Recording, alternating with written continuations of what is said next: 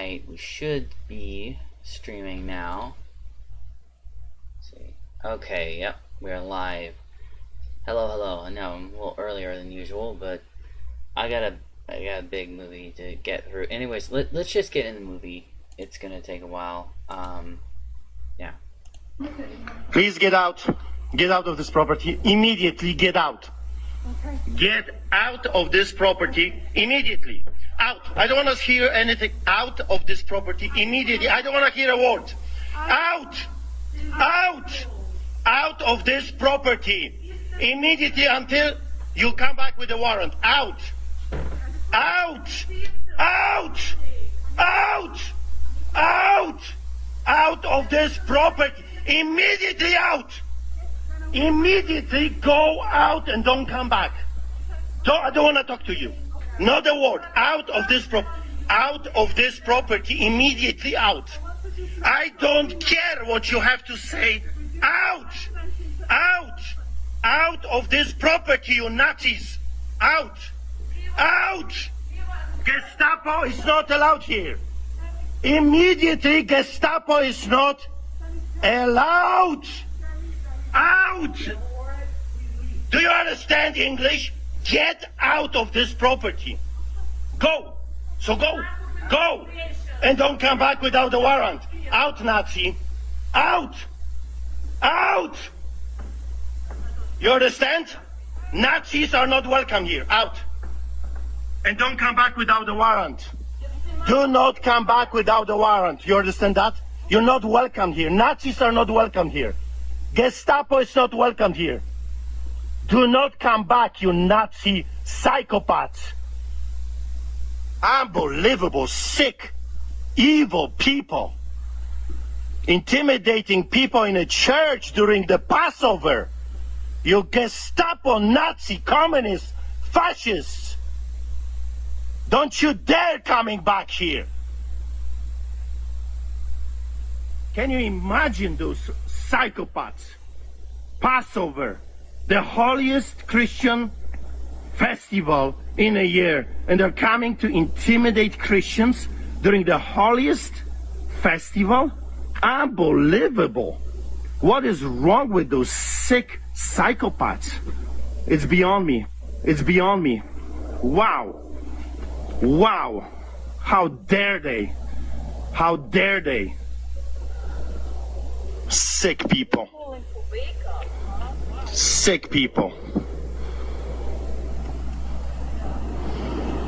Unbelievable. We're living in a takeover, a total takeover of the government with their thugs, goons, the brown shirts, the Gestapo wannabe dictators coming to the church armed with guns and tasers and handcuffs to intimidate during Passover celebration? Well, I guess that's what it is. They want to enslave us all like the Egyptians did. They want to be pharaohs of today. That's what they're doing. Unbelievable. People, if you will not wake up, stand up, wow, I don't know what is going to happen tomorrow. If Canadians will not rise up, look what is happening in Germany. Germany is taken over by fascism again. The wannabe Hitlers are already ruling. You cannot even leave from one city to another. It's a total lockdown. If you will not be vaccinated like a dog or a cat, you will not be able to buy or sell. You will not be able to go to school or work. Is that the future you want? Is that what you want for your children and your grandchildren? Seriously, is that the future of Canada? That's the future of Canada? Wow. Unbelievable.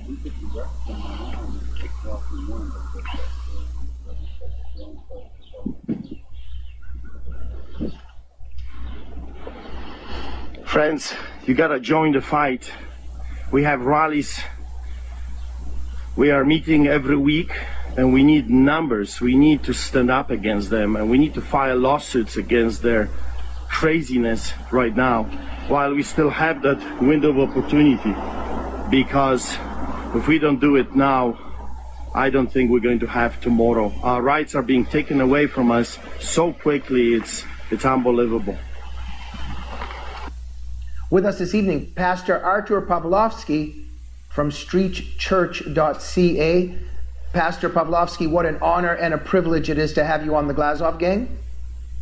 Thank you very much for having me in.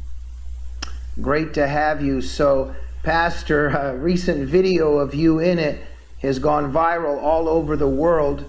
We're going to play a clip of it in a second.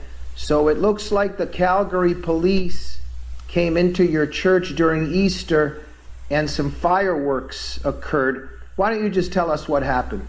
Well, this whole ordeal started 30 months before, like around the world. It looks like the politicians and their armed forces went crazy when the COVID hit. We see infringements on our rights. We see an attack, a global attack on our rights. It started 30 months. For me, I feed the homeless people 4 times a week. We feed thousands of people on the streets of our city here in Calgary. And I was surrounded by 12 officers. I received the first ticket in Canada as a clergyman for feeding the homeless. I called them the COVID tickets. And my parishioner was shoved, assaulted. And I was told that if I continue feeding the homeless people, I will end up with arrests and $1 million ticket. Since then, they started to just show up on my services outside. They would give me tickets. They would take pictures of parishioners. They would intimidate our volunteers. And that was going on for a year. Our biggest number was December, when the government of Canada declared that Christmas is canceled. So we did the biggest Christmas celebration in the country. Right in front of the mayor's windows at City Hall, and we were surrounded by over 100 police officers, 52 police cars, 20 bicycles. I mean, it was a gong show. We had Christmas carolers, we fed hundreds of people, and we were watched by over 100 police officers. I ended up with 11 tickets for feeding those people and singing, because singing right now is illegal in Canada. We were singing, we were praying for people. All of those activities are illegal. I ended up with 11 tickets. And they started to show up at my facility. I am a pastor of 2 churches. One feeds the homeless people on the streets of Calgary. Another one is in the building. And they started to come to the building outside in the parking lot. They would block the parking lot. They would prevent the parishioners from coming in. They would take pictures of the parishioners. A total intimidation, harassment. And then finally, it took me an hour to clean the road so the people can come in into the church. Then they would show up then a few weeks later with pictures, taking pictures of our women, children, intimidation, just a harassment outside of the church. We fend them off as well. But this was the first time when this whole craziness started, when they dared to enter the church building illegally. Because I've told them, do not dare to come in. You will be trespassing. You will be breaking law. Do not come. And we started the church. And for us Christians, this is the best, it's the most important festival, a celebration, a Passover celebration, Easter weekend. And we started with worshiping and prayer. And suddenly I turn to my left and I see those people in the sanctuary, in our, safe place. Without a warrant, uninvited, just walked in like into the restaurant. Even historically, during Middle Ages, the knights were commanded to leave their swords outside. But those people here today, nothing to them is holy, nothing, everything is acceptable. They just walked in. And I ran quickly for my telephone. I was at the pulpit. I was not, of course, expecting them to raid our church. And I started to record, because many times before, the officers would lie about my behavior. They would cook stories, make stories. So I know from experience to record interactions. And I started to record. And the only thing was coming into my heart was the story from Exodus, which I was preparing for the Passover celebration. Let my people go so they can worship me in the wilderness. So I just said, please get out.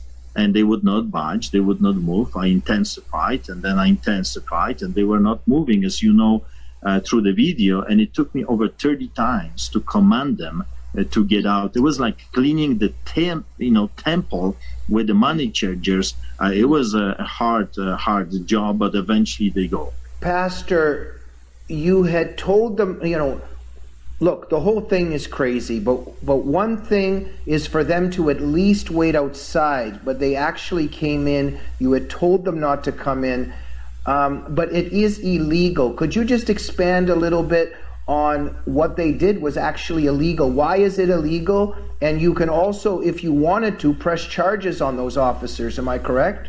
Yes, it's completely illegal what they have done. You're not allowed under our Charter of Rights and Freedoms, which is a part of the Constitution. You're not allowed to interfere with the clergyman while he's conducting his duty. And also you're not allowed to interfere or disturb church service or any spiritual gathering, not just the church. This protection is for everyone that is meeting for the purpose of worshiping. And that's 5 years criminal charge, 5 years. If I would press charges, they could find themselves in hot waters facing 5 years jail. They came to see if I or our parishioners are wearing a mask, which is an infraction. It's a bylaw infraction punishable with $100 ticket. And they came breaking the criminal code of Canada, facing 5 years for what they have done. Mm-hmm. Now, you were calling them Gestapo and a few other descriptions. Tell us about why you were using that particular word and other words. Well, as you can tell, I am a Polish immigrant. I grew up behind the Iron Curtain, under the boots of the Soviets in communism and socialism. I grew up in a country that my grandparents and the older generation were always telling us about the stories of the Nazis, how they attacked Poland, how they invaded and raped, pillaged and murdered people. They built concentration camps, and how the SS was acting, how the Gestapo was arresting people randomly and beating them up, torturing, murdering them on the streets. My grandma was hiding under the mattress when on top another officer was raping another girl. So you hear stories like this growing up, and on top of that, I grew up under communist dictatorship. So I've seen what the communists and socialists were doing to my country, the depression, the level of hopelessness. That's our, if I can describe what was happening under the communists, it was hopelessness. The 50,000 communists were ruling over 36 million Poles. I mean, that's horrible. 50,000 people had everything, and the 36 million people were slaves. And that's communism. Communism enslaves people. Police could come into your house 5 a.m, beat you up for no reason, arrest you, torture you, throw you into jail, and then you're thinking to yourself, well, we have Constitution, right? We are protected under the Constitution, because Poland was the second country on the planet Earth, right after the United States of America, with its own Constitution.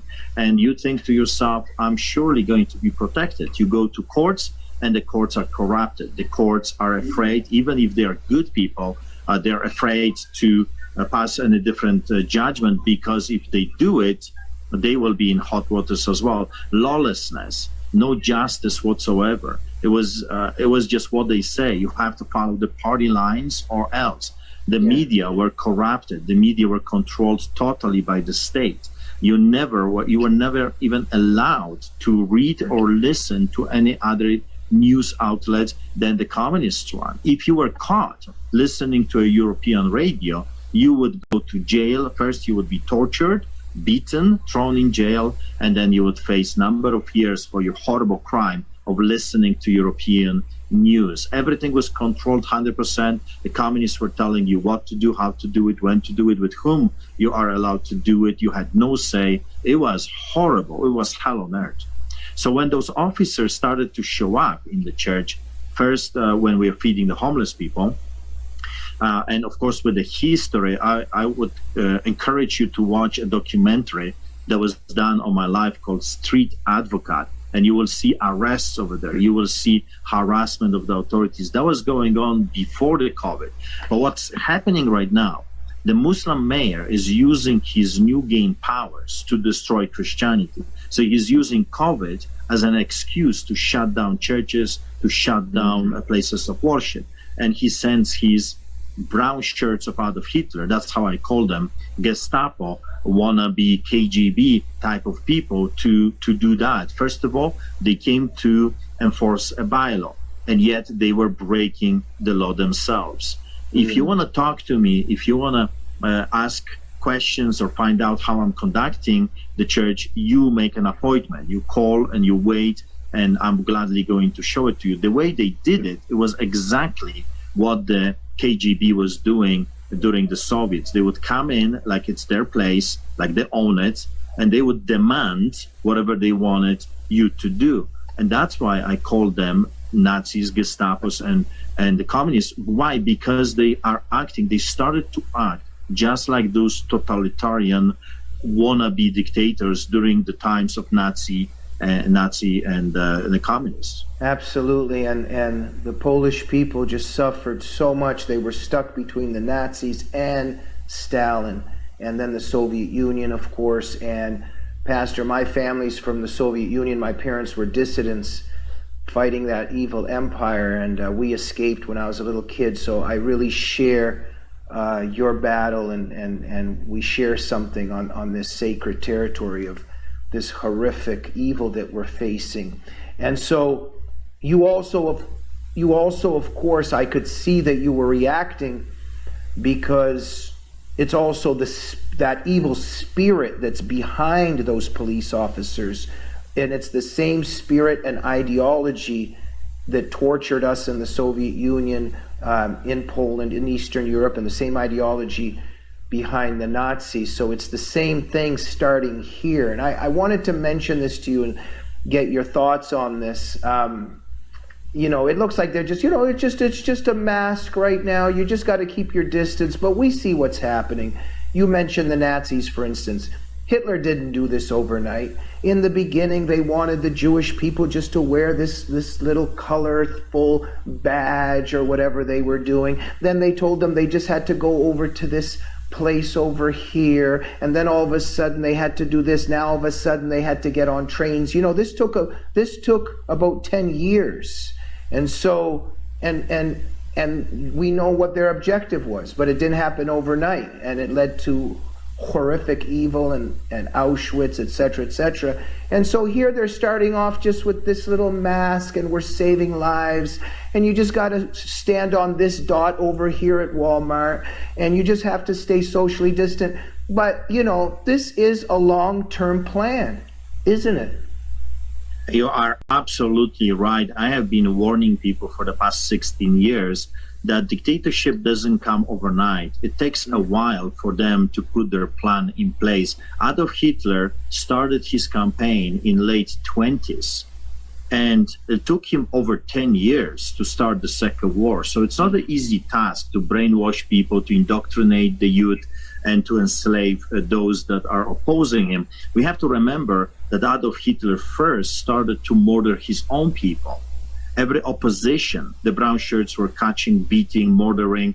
He built Dachau, a concentration camp for the Germans first. It was not for anybody else. It started, the enslavement and the horror, the tyranny started first in Germany, and the good German people were murdered, and then they were sent to concentration camp. Every year when I'm in Poland, I go to Auschwitz-Birkenau just to remind myself what a man is capable of if you don't put a check in his authority. And we have right now politicians that can do whatever they want, and there are, it seems, no consequences to their actions.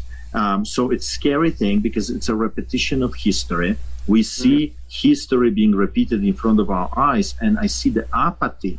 The apathy of the people is shocking. So many people are still asleep, and they're not seeing what is really happening in front of their eyes. So I guess that little video, which I was absolutely shocked, if you would say to me a day before that I'm going to record a 4-minute video that I'm yelling at the authorities, it's going to reach over 1 billion views. It was the most viewed video on the planet Earth. I would say, come on, I don't believe you.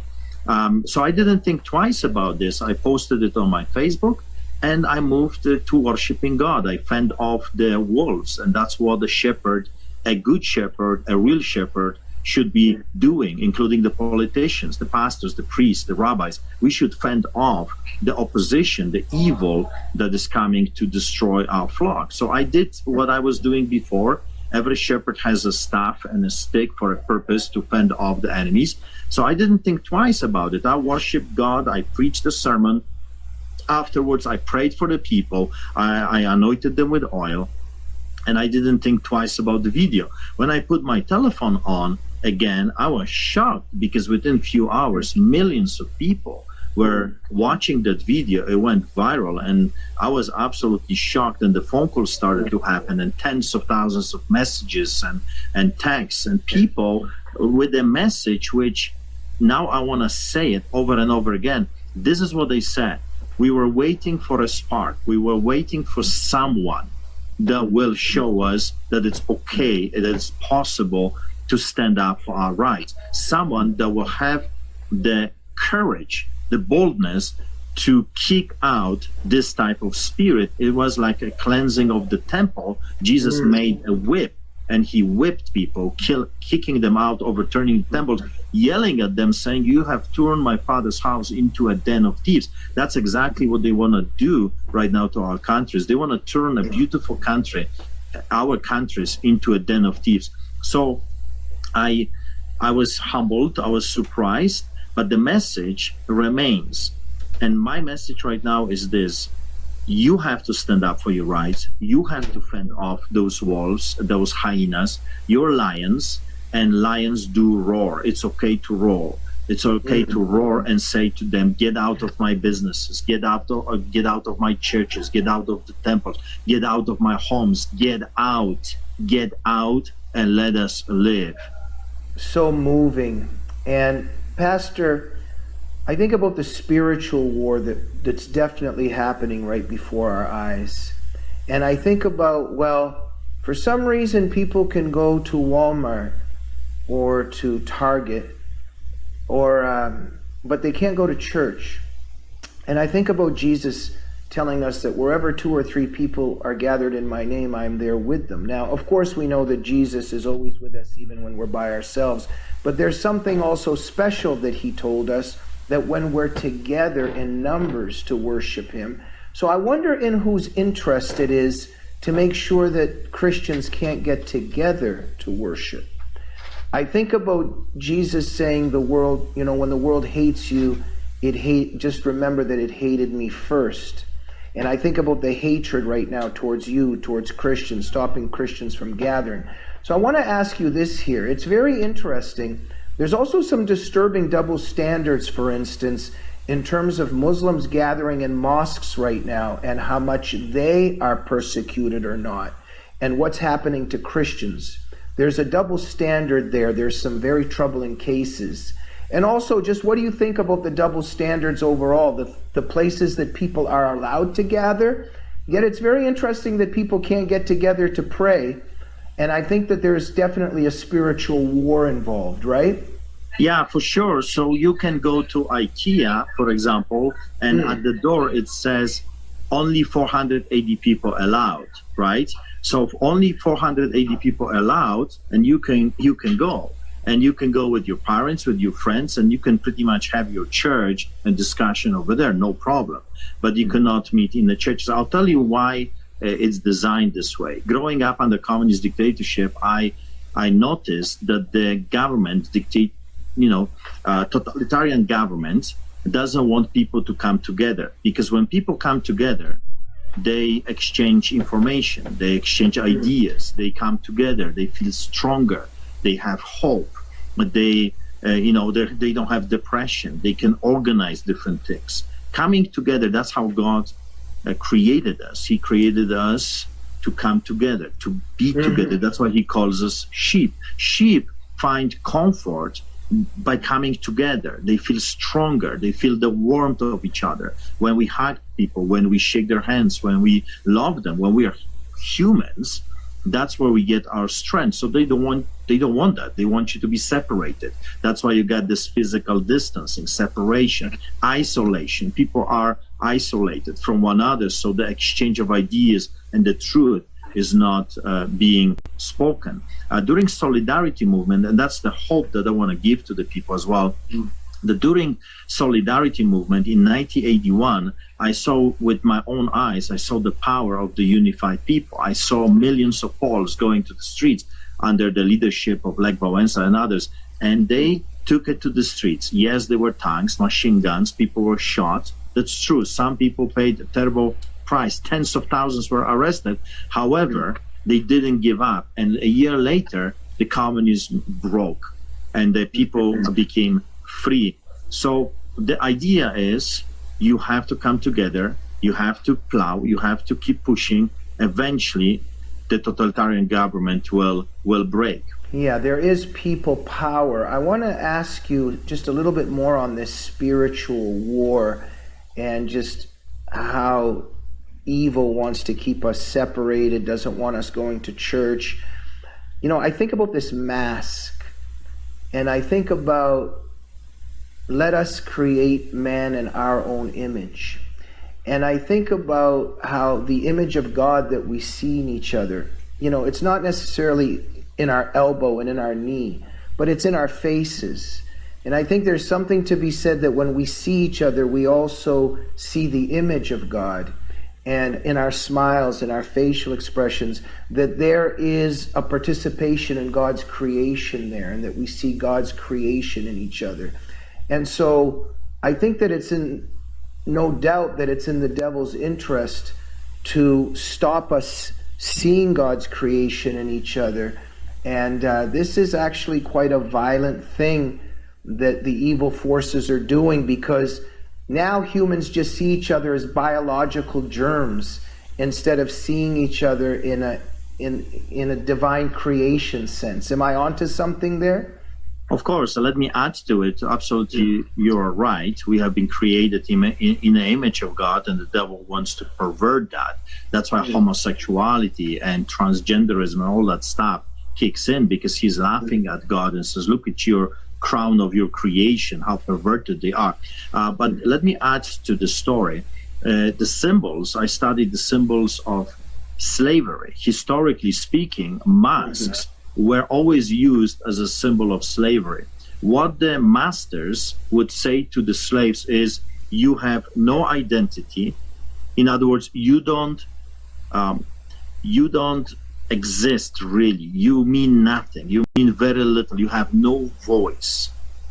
Whatever you say, we're not interested. So we're putting a muzzle on your face. We're shutting you down. You have no identity. You're faceless, nameless, nobody. We tell you how to live.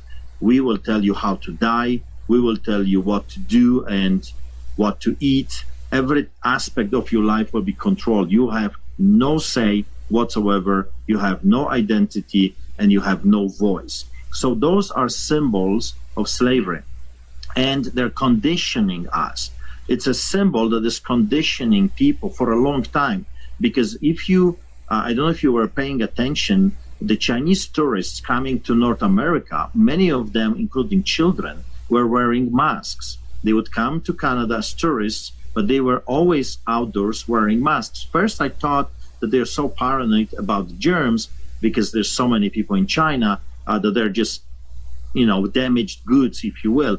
But then it hit me. They were commanded to do that. They were conditioning the Western civilization into seeing the muzzle, into seeing walking slaves. So when our time would come, we would not question this, that we would only submit. It's a symbol of submission. When you allow the mask, on yourself, you're saying to your master, I am submitting. I have no say. I am faceless, nameless, nobody. You can do to me whatever you want. That's why the fight starts right there with the mask, resisting wearing a symbol of slavery. That's where it starts. And that's what people don't understand, that you mentioned the Jewish people in 30s and 40s. They were commanded only to wear a Star of David on their right arm, right? It's not a big deal, they said. Come on, just put it there. We need to identify you. It's not a big deal.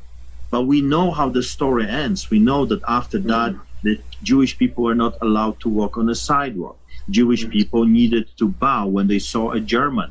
Okay, those are real stories. Jewish people were not allowed to go to public places, public restaurants. They were not allowed to go to cinemas. They were not allowed even to sit on the benches in public parks. You know that? They were not allowed to do that.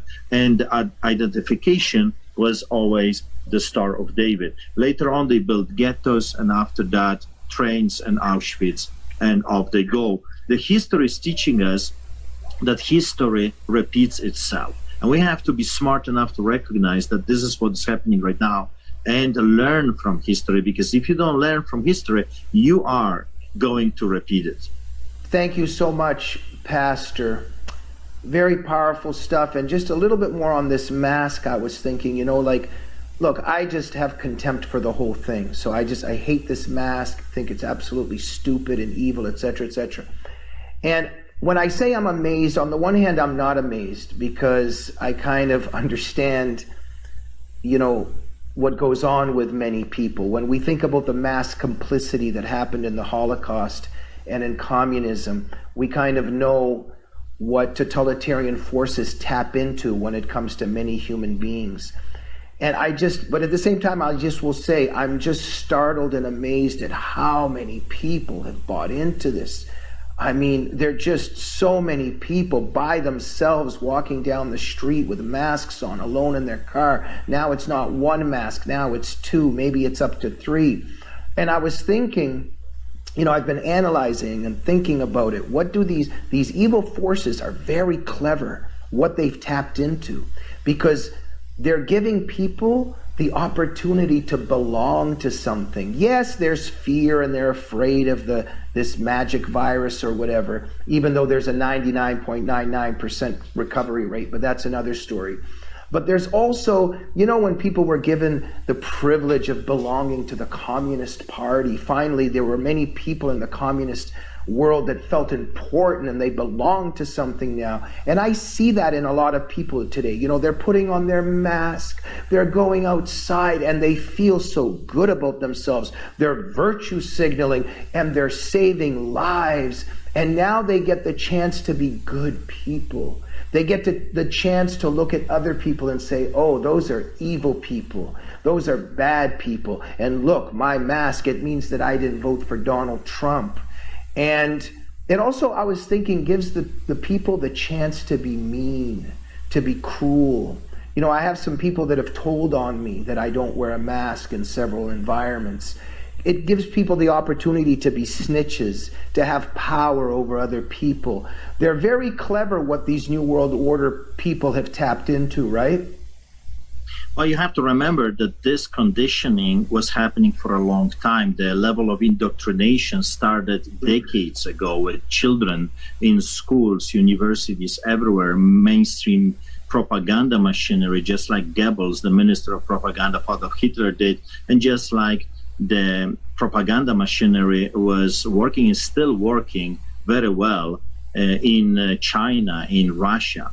So you need to control people by controlling the mainstream media, by controlling the rhetorics that people are hearing, the truth in quote, of course, right?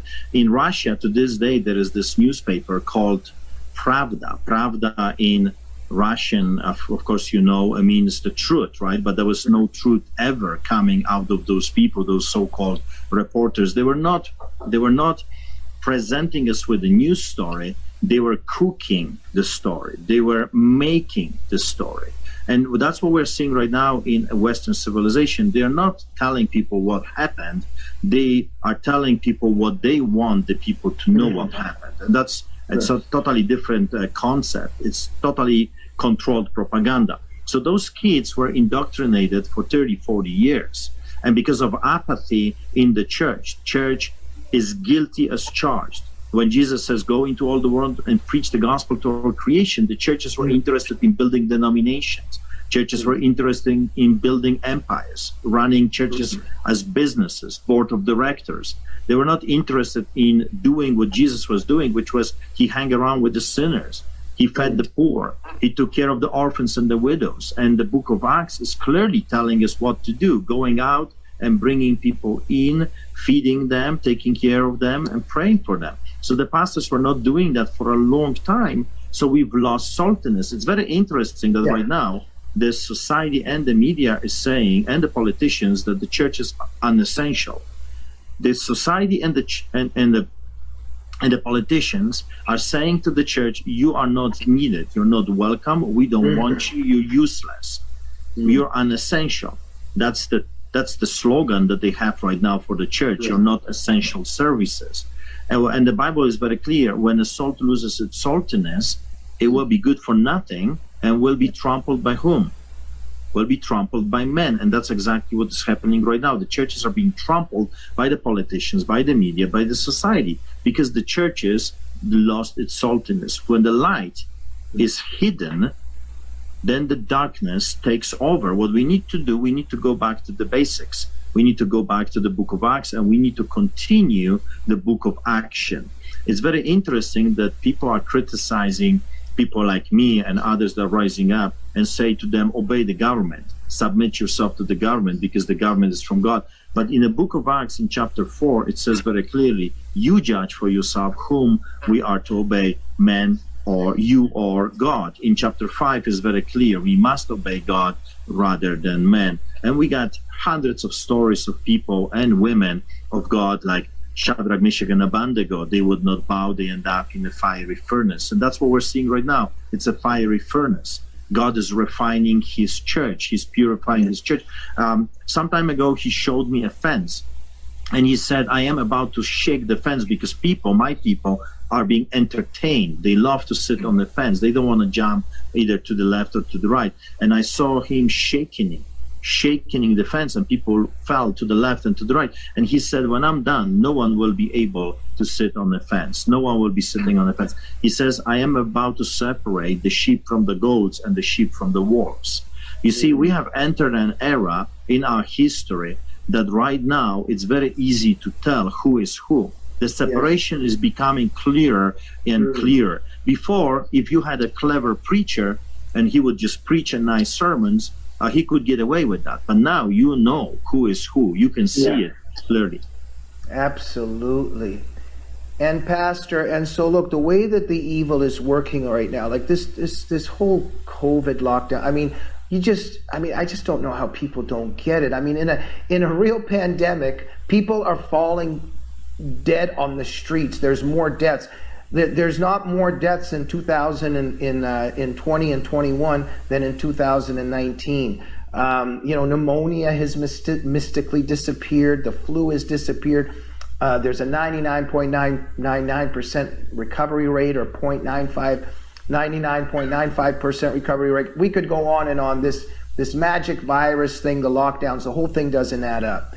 So what's obviously happening here, and I just want to get your take on it. So they've got the magic virus. They definitely want to destroy all small businesses. They want to destroy the middle class. This is very clear. And so create a lot of desperation, create a lot of poor people. Then they'll have a very small amount of leaders, the elite, the nomenclatura, the wealthy that will be in control. And then people will begin to starve and be desperate. And then they'll come and say, oh, do you want your life back? Oh, well, just take this vaccine. Then there will be another vaccine. But then gradually the vaccine passport, but then the passport will be inside of us technologically. Then the chip comes in. Then all of a sudden, a lot of the sheep will think, oh, this is really cool. I can just shop at Walmart by going like this. But then what really happens is, if you don't think the way they want you to think, they're just going to turn the chip off. And I think there's something in Revelation about this, about the mark of the beast and et cetera, et cetera. So they've got their plan very well worked out. And would I be correct that it may be connected to this whole Antichrist enterprise? 100%. How you control a population. I grew up in a country under communist dictatorship where 50,000 people controlled 36 million people. How did they do it? They had everything. They had the power. They had the guns, the soldiers, the police, the court system, and the people had absolutely nothing. So what they need to do is they need to eliminate the middle class. The middle class people are highly educated, well-traveled. They've seen things. They're not easily fooled. And if you take them off, they will hire a lawyer and they will fight you. The small and medium-sized businesses are the driving force of every economy.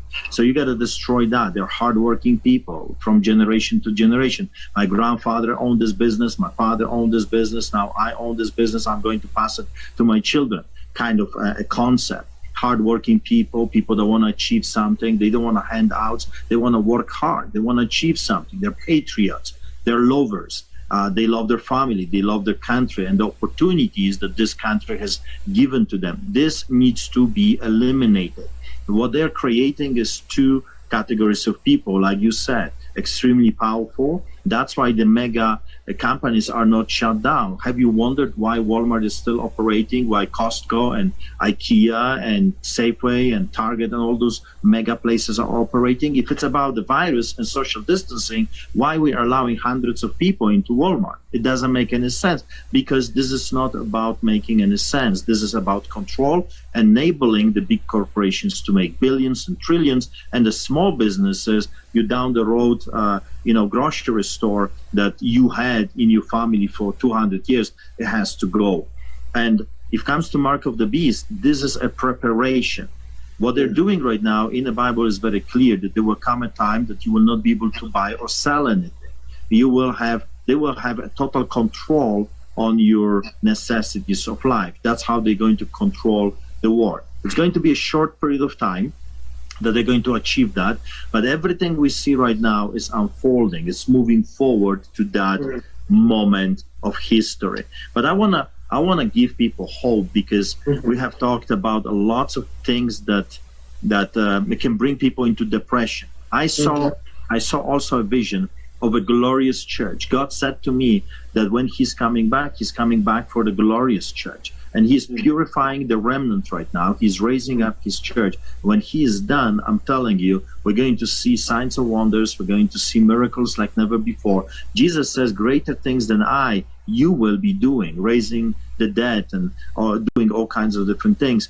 And the church in the book of Acts, they're going to fear that church, the last church, again. Why? Because he wants to bring his last harvest. He's about to have his best showdown ever in history, and we are privileged to witness that in front of our eyes. So the enemy is rising up. It's very powerful, but also God is raising up his people to balance the enemy. It took only one champion, David, to get the entire army on the run. If you remember correctly, he uses the devices of the enemy, Goliath. He chops the enemy's head with their own devices, and then the whole army runs in fear.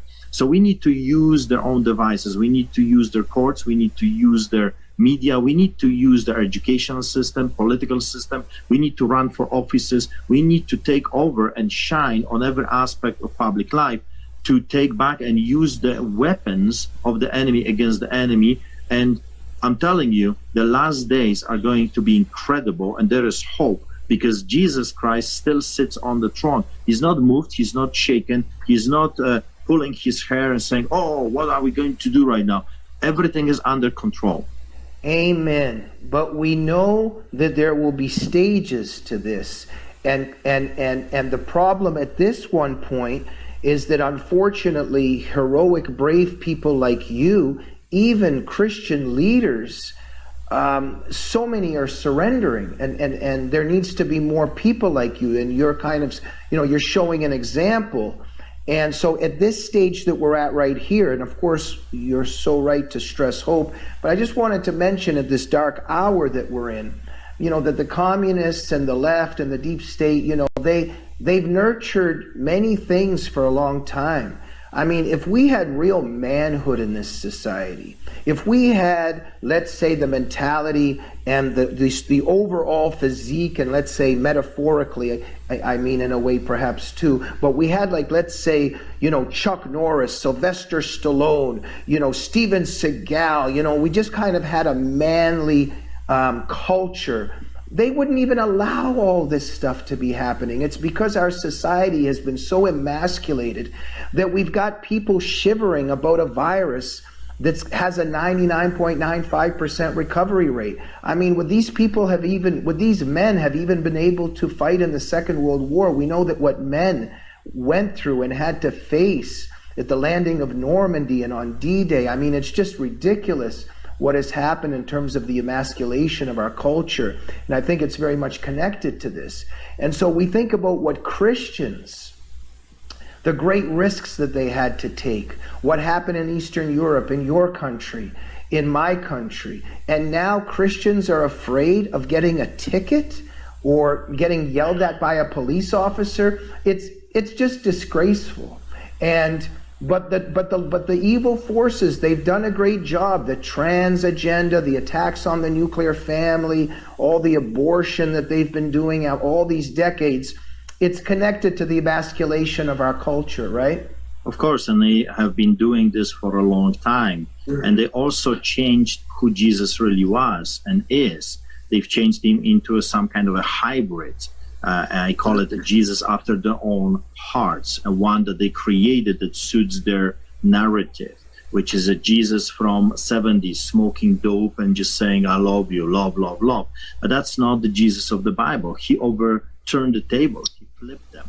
He called people names. He was very aggressive in calling sin, sin. He made himself a whip, and he whipped people, chasing them out. We have a wrong vision of who God is. We created Jesus after our own desires, pathetic, just overly nice, and that's not true. But Pastor, I'll just interrupt for 1 second. So, because God made us in His image, but what we have been, well, not maybe we, but what humans have been doing is making God into their image, which is evil, right? That's exactly right. So you have a Christianity that's extremely weak, Christianity that is uninterested in the kingdom of God. They're all focused on themselves. Give me, give me, give me, give me what I can get out of the deal, what I can get from God more. I got 2 cars, God give me another one. I have 1 house, give me a second one. I need a vacation here and there. So we are asking, we're coming to God and we're saying we want more. While we should do it like the book of Acts church, when we go to God, we should say, God, what I can do for you. You have done everything for me. What can I do for you today? You've died for me. You rose from the grave. You paid the ultimate price. You healed me. You resurrected me. You saved me. Now it's my turn. What can I do for you? Like the prophet that says, here I am, Lord, use me. Amen. And Pastor, so just this episode, maybe if I can call it that, this development, this incident that happened in your church, if you had bowed down and said, oh, I'm so sorry, come on in, let me get you some tea, here, let me put my mask on, let me try to accommodate what you want, I'll surrender, you know what would have happened? They probably would have even had police officers there 24/7. They'd be watching you. You'd be giving your sermon. They'd say, no, put the mask up a little bit. Your mask is falling. Oh, you know what? Maybe it's not such a good idea to mention Jesus after all. I mean, who knows what that would go to? But the way that you handled that, am I correct that they didn't even come back?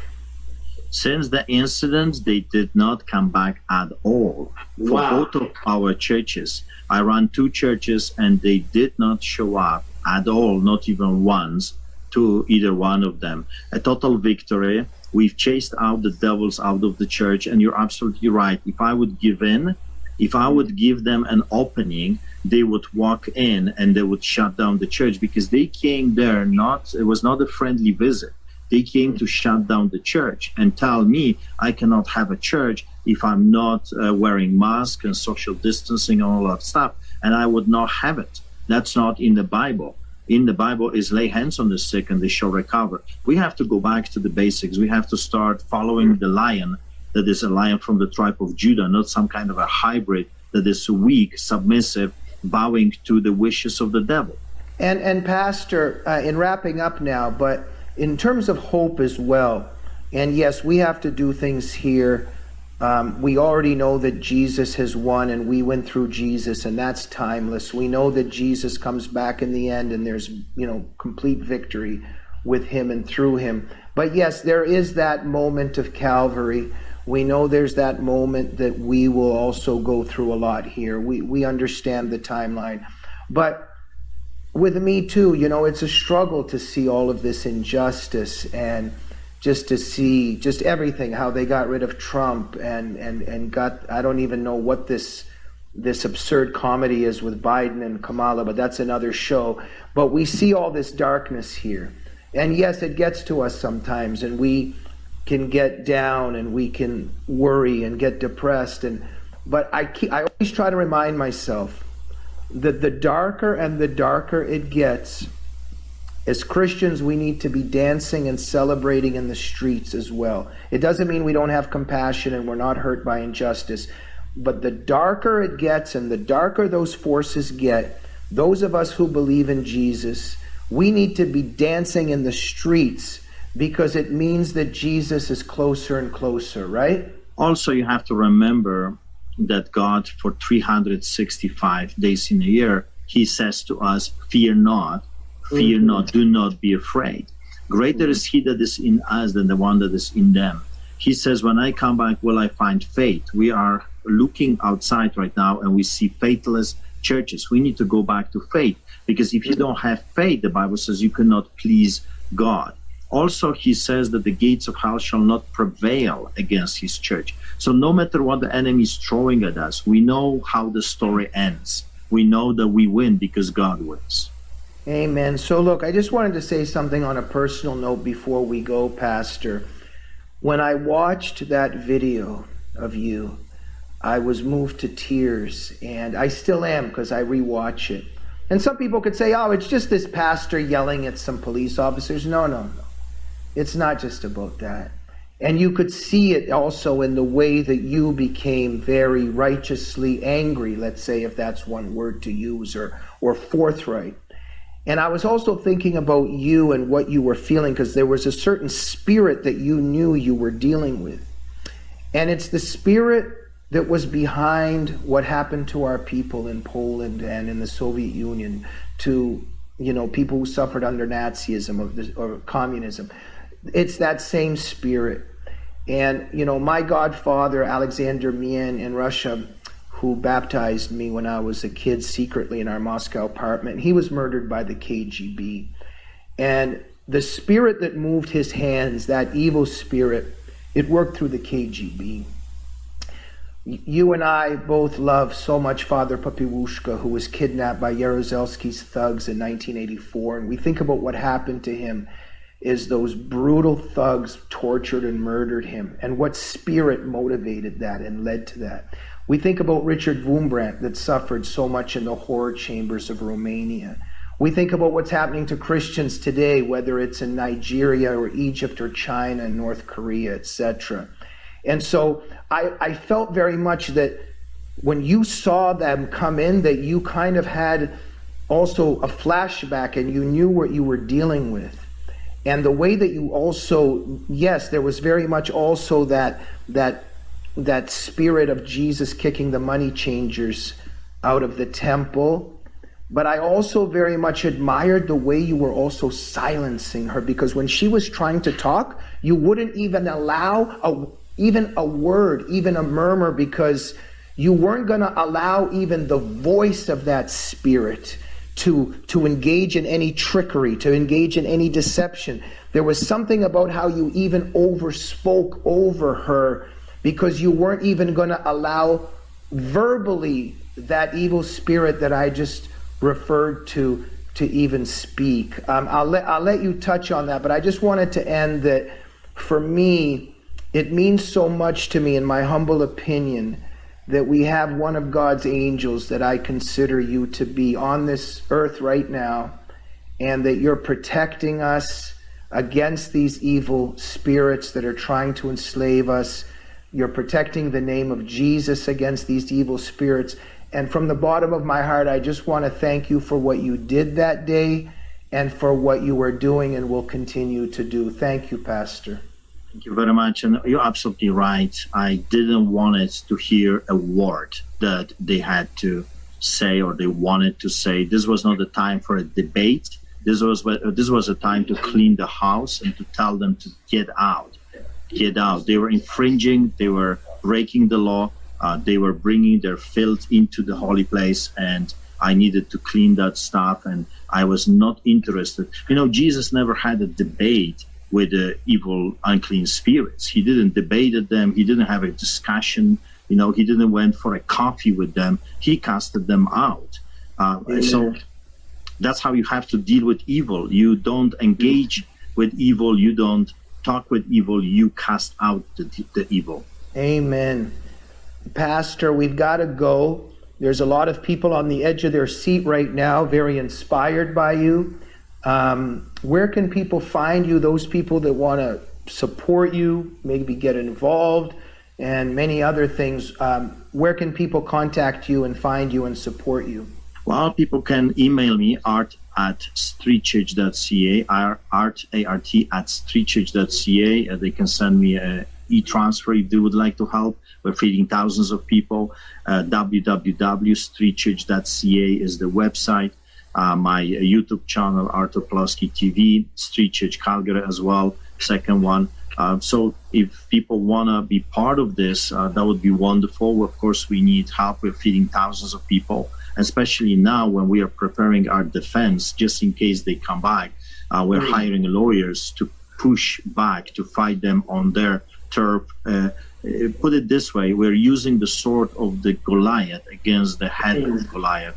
So thank you so much for having me. Be blessed and keep pushing, keep preaching the truth. In the end, the Bible says that the truth will set the captives free. The whole fight is about the truth, and the truth needs to be preached.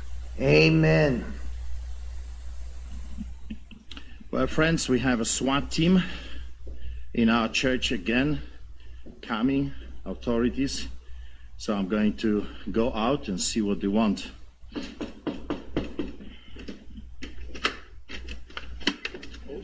Yes. Hello, Walter. Hi, Arthur. I wonder if I can just give you a couple of things in a court order. This is for you. It basically outlines that we have the right choice for today. What I would really... Please. You don't have to get into a personal space. Thank you. Well, you're in my personal space, so Can I explain to you, Arthur? I'm not really interested in what you have to say. Can I explain to you? I'm reading. Okay. What we'd want to do is make sure that we're not going to disrupt anything in the service. The idea is... you have a wrong. This is not street church. This is not street church. You have a wrong. Both things are actually on there. Both churches are detailed on there. So if we could come and do The Cave of Adullam is not a registered organization, and this is not street church. So you have a wrong. You gotta do your homework first before you come. Okay? You have a wrong organization. Okay, that is for you, Arthur. I will send it to you by email too, if you'd like. I just wanted to be able to come today and then at least explain the order, serve the order, and then we can stand at the back. No, you can contact. No. You can contact my lawyer. Okay, my lawyer takes care of this. I'm not interested to listen to any word you have to say. I do not cooperate with the Gestapo. I do not talk to the Nazis. You came in your uniforms like thugs. That's what you are. Brown shirts of Adolf Hitler. You are Nazi, Gestapo, communist, fascist. I do not cooperate with Nazis. Talk to my lawyer. You're not allowed here. You're not welcomed here. And I'm not going to cooperate with Gestapo like you, okay? So is that fair enough for you? Okay, Talk to my lawyer. I just wanted to explain a little bit about the order. I'm not interested. I just wanted to at least have a conversation. I'm not interested in talking. You see, this is what the Gestapo is doing. You're coming to the place of worship to intimidate and to harass. So you can make an appointment. Lady, listen to me. You can make an appointment another day. Okay, You Gestapo! you don't need to shout. Another day! You don't need to shout. Not this day! You don't need to shout. Not this day! Okay. Not during the church! Okay. You understand? Make an appointment! Okay, fine. Okay, so go! See you later on. Have a good day. You are sick. That's what you are. And rightfully so, you change your uniforms to black because you're exactly acting like the Gestapo of old. Sickening what this country came to. Coming to the place of worship with their uniform, with their guns, again, during the time of worship. They could do it another time. They could do it another day. No, they are following the orders of the Führer, Hitler, communists. Unbelievable. Unbelievable. Wicked, evil people. Wicked, evil people. Unbelievable.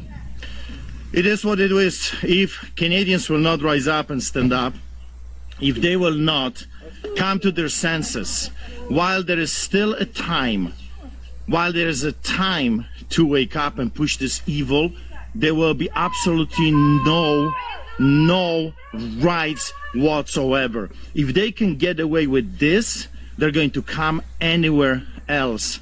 And you know, that's what people do not understand. They think this is some kind of a game. You think that they're here for your health? Seriously? They could come any day of the week. They could call me. They could say, hey, we want to inspect your facility. We want to come. No, they want to do it during the church service because they have a purpose. They have an agenda. If you're not seeing it, then you're playing either stupid, blind, and deaf. I have been warning you for 16 years about what's coming, and it's here. And it's up to you. Either you're going to keep pushing as hard as you can, or you're going to be swollen by those people. The history is teaching us that those types of people will never stop. They're going to keep coming, keep taking your rights one after another, you know, destroying you by thousands of cuts, one cut at a time, one little law at a time, and then eventually you're going to wake up and you will be in a concentration camp, like my brother says, turned into a soap. You know, when we were warning Canadians and Americans, Westerners, about what's coming, we could smell it for many years. People are laughing at us. Oh, you're just making this stuff up. You're blowing this out of proportion. You conspiracy theorist. However, it's here. It's here.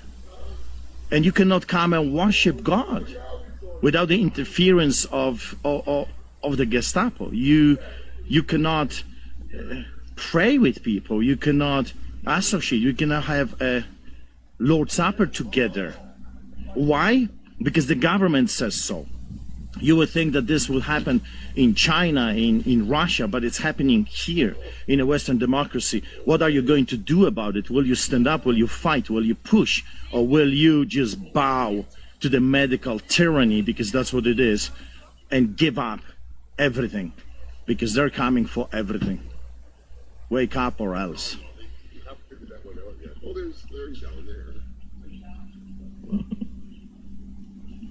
So what are you thinking? Like, I mean, they came like Gestapo again in the black uniforms. Those people are possessed. I can't see how dare you, the second time. Come here, they were going away. And we held all this video. All the entire world is supporting us. Christians supporting us. People, regular people who are not Christians supporting us. It's unbelievable. It is. But we fight and we win. They left now, second time. We win. You know, I don't know what they're pushing for. I think they're pushing for a revolution. I truly believe that they're pushing so hard because they want a reaction. They want a martial law. They want a revolution. They want to come heavy on the people, and they're not stopping. That's a scary part. They're not stopping. They're not slowing it down. They're breaking every right under our Constitution, the Charter of Rights and Freedoms. They are breaking it in front of our eyes, and it looks like they can get away with the murder. They can get away with anything. And the politicians should be charged with treason. all of them, they should be charged with treason. What they're doing is illegal, unconstitutional, against the people. They're not serving people anymore. They are working against the people, and it's up to the people to show them if they will bow and allow them to continue to do that, or they will rise up, stand up, and remove those evil, wicked, wannabe dictators from their places of authority without pension. And they should be charged for treason, criminal charges. They should lose their salary and they should lose their pensions. And everyone that partook in this, they should lose their pension and their salaries as well, and they should be charged for conspiracy. Sickening.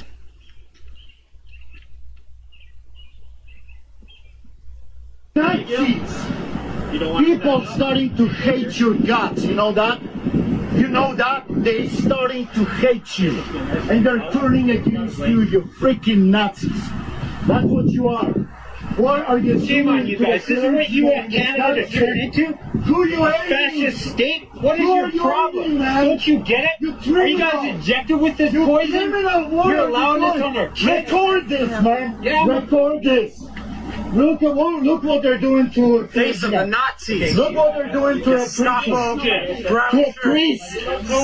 You're a priest. This is a priest. You understand that? You criminals. You criminals. Back up. Give him some space. Back up. You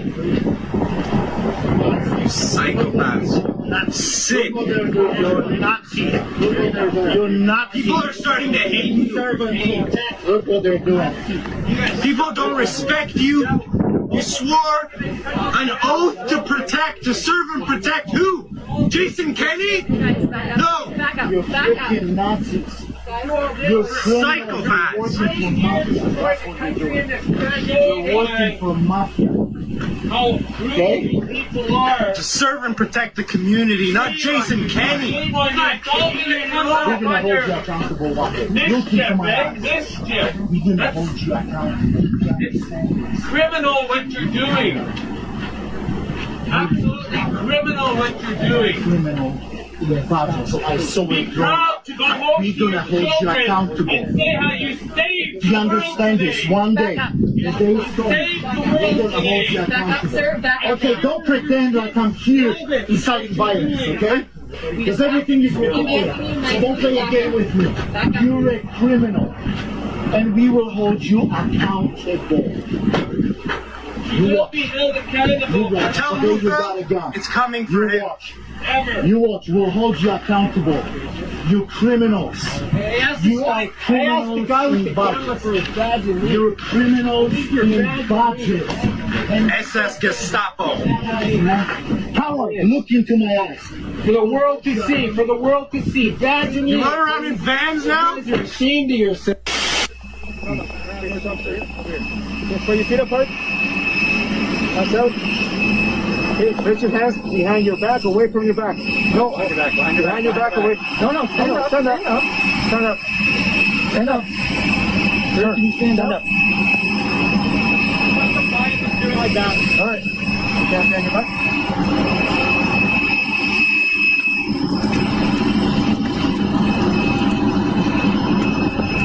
Right hand, please.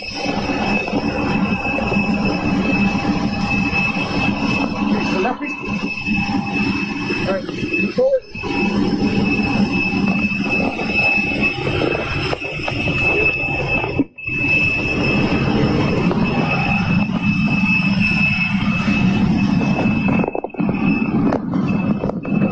Hi.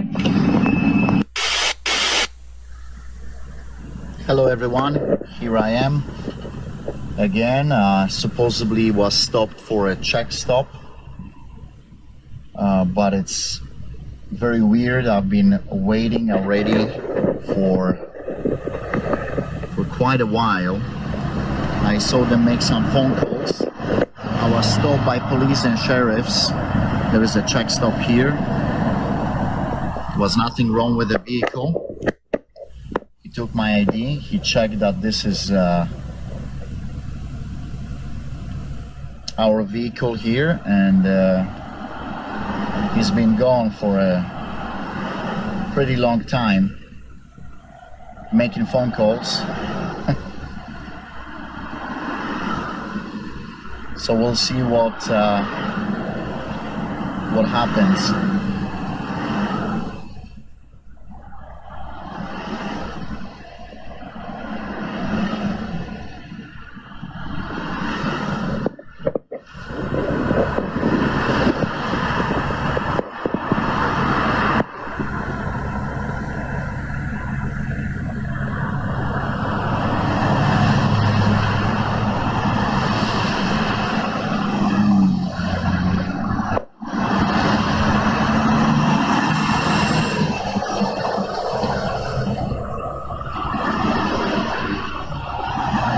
Very strange.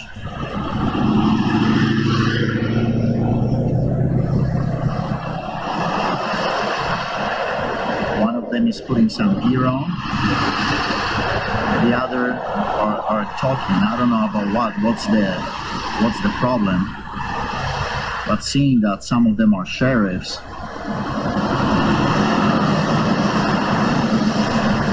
I don't know what to expect.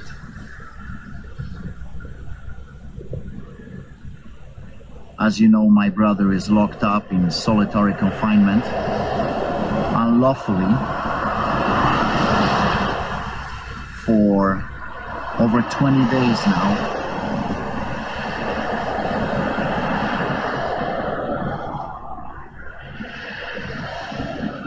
And as you know, we have vigils at the remand, worshiping, praying. So who knows if this is not some kind of vendetta, so I decided to go live.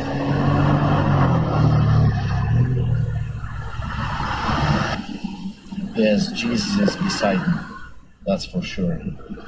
Praise God. These people have no idea what they're doing, because what they're doing is with their own foolish hands, the fools are destroying their own houses. That's what they're doing. They're destroying Canada. They're destroying this society. They're turning people against them until there will be nothing left. Zero respect, nothing, zero. And it will come a point where there's going to be less than zero respect for them. I mean, the parents don't teach their kids anymore that the police officer is a badge of honor. It's actually a disgrace and shame. It's very sad. It's very sad. You know, like we always been saying that the tyrants will become the victim. It's just a matter of time. First World War, Second World War showed it very clearly. Now it's three of them negotiating, I guess, my fate. It's just ridiculous. It's unbelievable. They're sheriffs.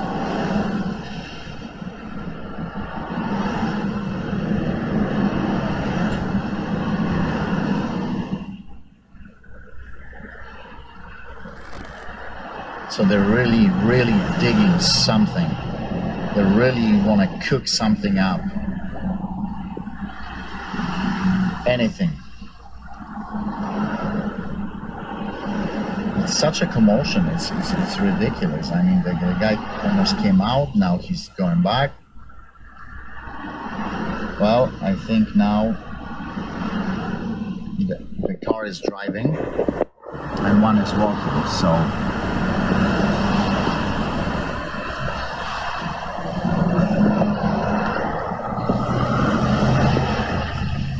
So we'll see what happens now. He parked closer.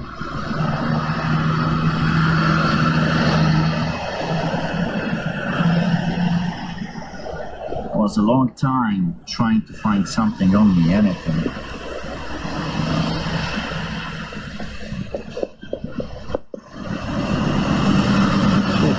Yet another one. Wow.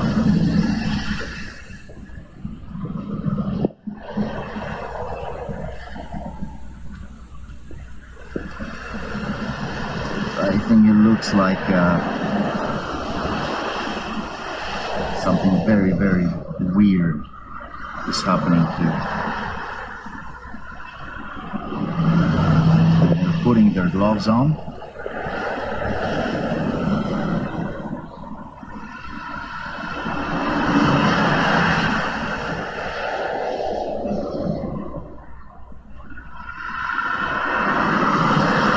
Third vehicle is coming. Look at that.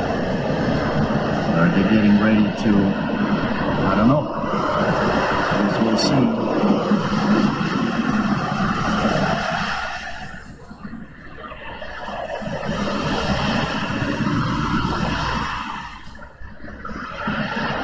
Okay.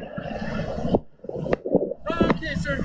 Yes. Do you just want to go ahead and move the vehicle over to the side? What's going on?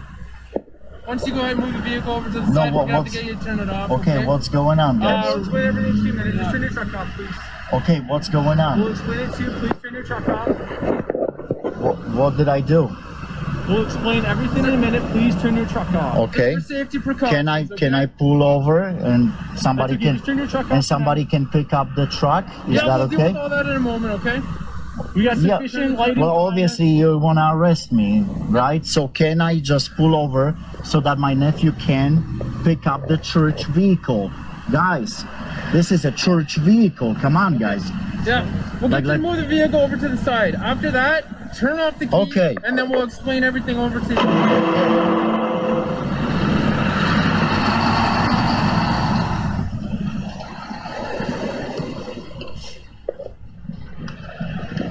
So as you see, they're arresting me. I have no idea what charges, what's going on. But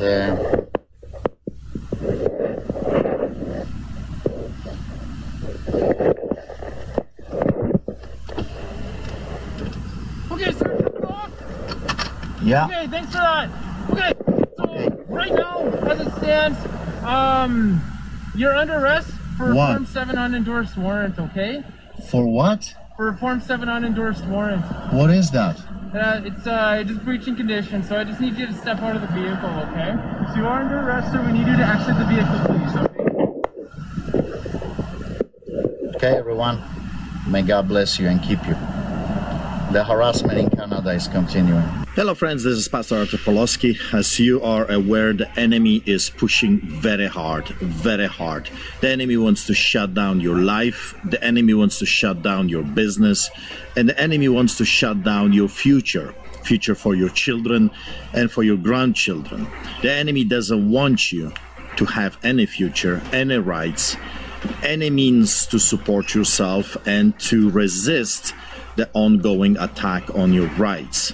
The enemy wants to implement dictatorship and tyranny, and that's exactly what we're seeing right now in our beloved Canada.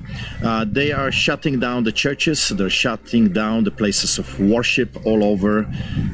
Premier of Alberta announced that is putting us into a very strict 3 weeks lockdown again, even though after 30 months of data is not proving absolutely his restrictions. We know. You can Google it up yourself, go to the government websites, and if you don't believe me, prove me wrong by the statistics. So I want to invite you again this Saturday. I don't know what they're going to do. They may fence the church. They may break the doors and change the locks. That's okay. Let them do what the Gestapo and the KGB was doing before. They're following their father, the devil, and they will get the reward from our God for all the atrocities that they're doing to the people. They will be judged. You see, God is the judge of judges. He doesn't take bribes, and sooner or later those people will be accountable. If not in a court of men, they will be accountable in a court of God. Hell awaits people like that. I have to advise both you and Mr. Pawlowski over there that you guys are both under arrest. Please, if you would, step out of the vehicle and comply. Report, yes.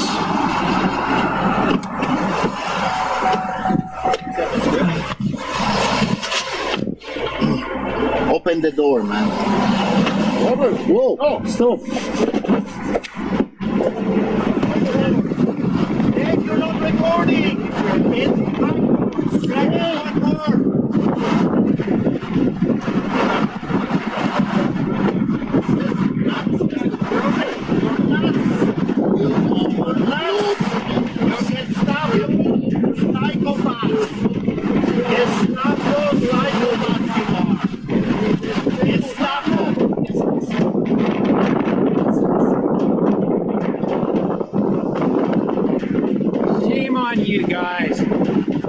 not communist China. Didn't you guys have family and kids? Whatever happened to Canada? God keep our land glorious and free. What are they going to do when they come for your kids? Shame on you guys. You call yourselves Canadians? Man, where's your oath? Where's your honor? Where's your dignity? You guys aren't Canadian. We just had Pastor Pawlowski in a meeting last night in Salina, Tennessee, and for the first time he got to meet both state officials and both federal officials to discuss his plight as a persecuted Christian in Canada. Now, in America, most of us don't know anything about being persecuted, simply because we have religious liberty in America. But may I inform you that that religious liberty is in the crosshairs of the liberals. The same people that hate religious liberty in Canada also hate religious liberty in America. And having been with Pastor Pawlowski several times and hearing him speak and involving the Tennessee Pastors Network, I want to encourage you as Christians to share this video. This is, I very rarely ask people to share videos, but share this video, contact your pastor, because we must stand with the persecuted church of Canada. They're being persecuted. My brother, my pastor brother right here that I'm standing with is facing 4 years in prison in Canada for just having church, inviting people to church. Would you share that with our listeners, Pastor Pawlowski? For over a year, actually a year and a half, the authorities in Canada have been harassing, intimidating, and persecuting Christians left and right. I am not the only one. My brother David was arrested with me for inciting people to come to church. Another pastor in Edmonton, his church, not only he was arrested and spent over a month in jail, in prison, maximum prison. I think he spent 2 weeks in solitary confinement.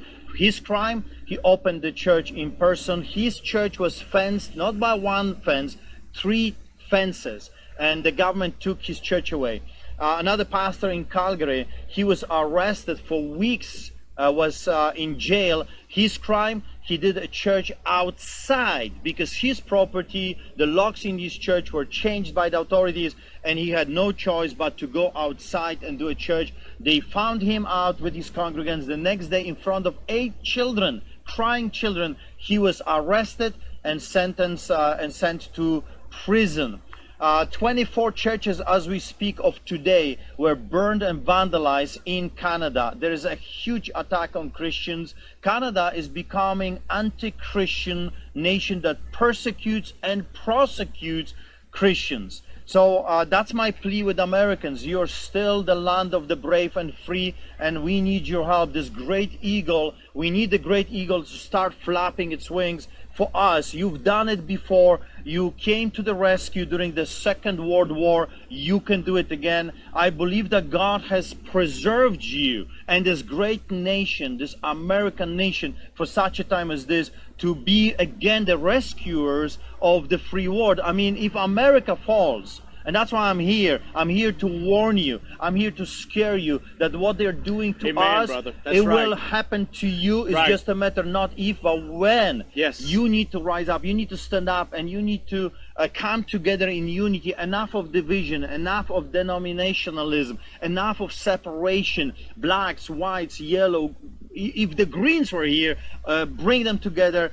We all are one. God created us equally, and also He did not die for the color of your skin. He didn't die for your bank account. He didn't die for your denomination or your building. He died for souls. Amen. We are in this together, and we are under attack. And that's why I am asking, if you can help, please help. If you can support.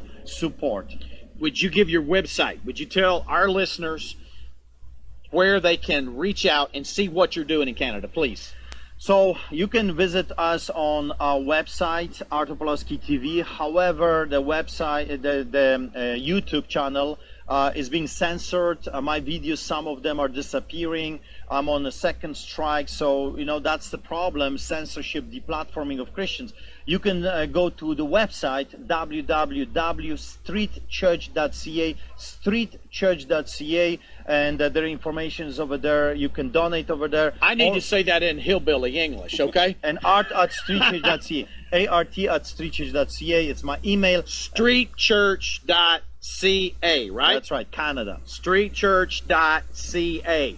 Now, call to action for you as Christians. If you want to support a real persecuted Christian, this man right here is going through the fire in Canada right now. This is why Tennessee Pastors Network, we are behind Pastor Artur Pawlowski. If you want to have Pastor Artur Pawlowski come to your church, private message me. We have some openings where Pastor Pawlowski has opened up some time for your church and your people to hear this testimony. You need to hear this man speak. It's in America. Pastors have already been put in jail for having church in America.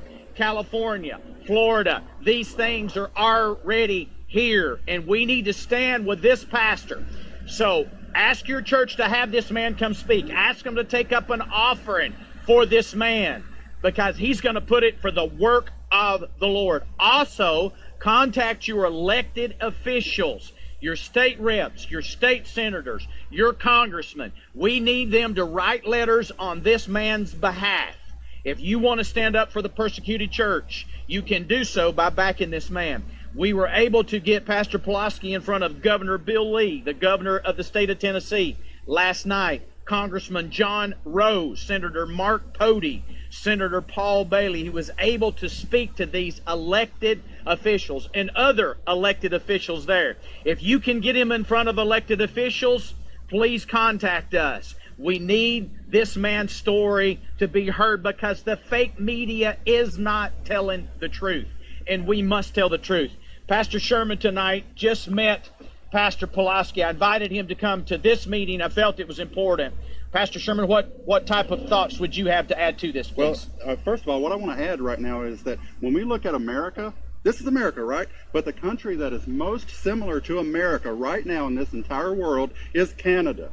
What's happening in Canada right now, the persecution of Christians and Christian pastors in Canada, that is the canary in the coal mine. It's coming here. Amen. We've got to stand up, take a stand right now. Yes. Contact your elected officials and let them know that it is time to stand with this man, his church, and others like him in Canada. Yes. We're next. You got to stand up. It's time. And you know, people say to me, well, you're not following the restrictions if it comes to the COVID pandemic. But let me just bring you a little bit back. 2005, there was no pandemic, there was no virus. I was already hunted down and arrested. 2006, I was the first clergyman to be arrested in Canada for publicly reading Bible, no amplification, in the public space, in a park, to 6 of my parishioners. I was handcuffed and I faced a year jail time. Since then, I stood over 100 times before different courts, QBs, Queen's Bench, criminal, provincial, appeal courts, you name it, and I faced about 300 citations. Now I got 3 court orders, 2 injunctions, 2 contempt of court, and 30 COVID tickets. So the persecution didn't start because of the pandemic. The persecution was going on for a while, just people were not paying attention. Now, because of what is happening today, more and more people are noticing that communism, fascism, and socialism hybrid has crept into our society. And if we will not rise up now, Yes. we don't know what is going to happen tomorrow. Amen. And folks, it's not just enough to pray. Yes, we need to pray, but we have to go out and we have to do something. We have to get out of our pews. We have to get out of the comfort of our church houses, and we have to stand in the gap for the land. It is time. It is now. We must do something to stand up for our brothers. And as the book of Hebrews says, we need to remember those that are in bonds. If you were in Canada, you would likely be in jail, right? That's right. My lawyer said that not only they're seeking jail time, which is very actually interesting because originally they didn't want the jail time, but the judge suggested to them. So the activist judge is suggesting to the Crown and to the lawyers, hey, if you want jail, let me know. So he hinted them, and right now they're coming back to our lawyer and say, yeah, we want jail for this guy. Restrictions are lifted, and they still so vindictive. They want to get me because I embarrassed them during that global video that went viral. So they are after me, not because of the health. They're after me because how dare you, they say, to expose our corruption.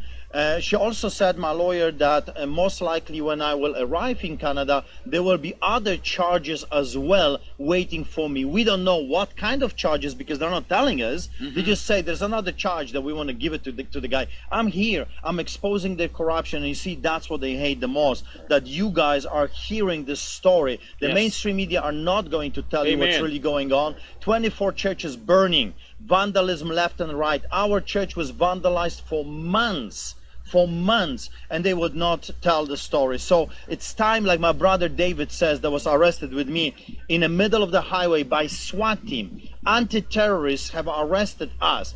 I have zero violence record. I was never charged with assault, and they've chosen to arrest us using a SWAT team, anti-terrorists. I mean, that's incredible. But he has this saying, and I want to repeat that saying. My brother David says to Canadians, wake up and smell coffee. Let me add to it. I grew up in a country there was no coffee. You had to spend 3 days in the lineups to buy a kilo of coffee. Do you want that kind of a nation? Because now you got plenty of coffee and you don't even think about those things. But communism, socialism, and fascism is hell on earth. I grew up in hell. I don't want my children to taste the tyranny that I was subjected to.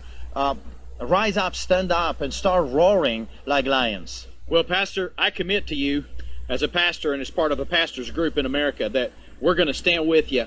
And we did our best for our commitment last night of putting you in front of elected officials. And with the Lord's help, people out there that are listening are going to do more. They're going to write letters. They'll be reaching out to you to invite you to come to the church. And we just want to help Pastor Artur Pawlowski and the other pastors. It's not just Pastor Artur, it's the other pastors and the other Christians in Canada that we are going to speak up for, and we are going to unite, and we are going to pray together. Contact me, private message me with any way. We will connect you with Pastor Artur's team and how to connect them. And let's give the website again. What is it? Streetchurch.ca. Streetchurch.ca. You can go there, you can donate, and you can give money, you can pray, talk to your church, and he's going to have dates open during the middle of the week. We're going to try to pack services in every night and meetings with preachers every day, because you need to hear from this guy. You need to hear what he is going through for just having church. And we appreciate you, and we love you, and we're going to be praying for you. God bless you, and may God bless Canada, and may God bless America, and may we have another great awakening, brother. Amen. I just want to add, I love Canada. I love my country. I love Canadians. I'm not doing this to hurt Canada. I'm doing this because I love Canada. In our national anthem, it says, God, keep our land glorious and free. O Canada, we stand on guard for thee.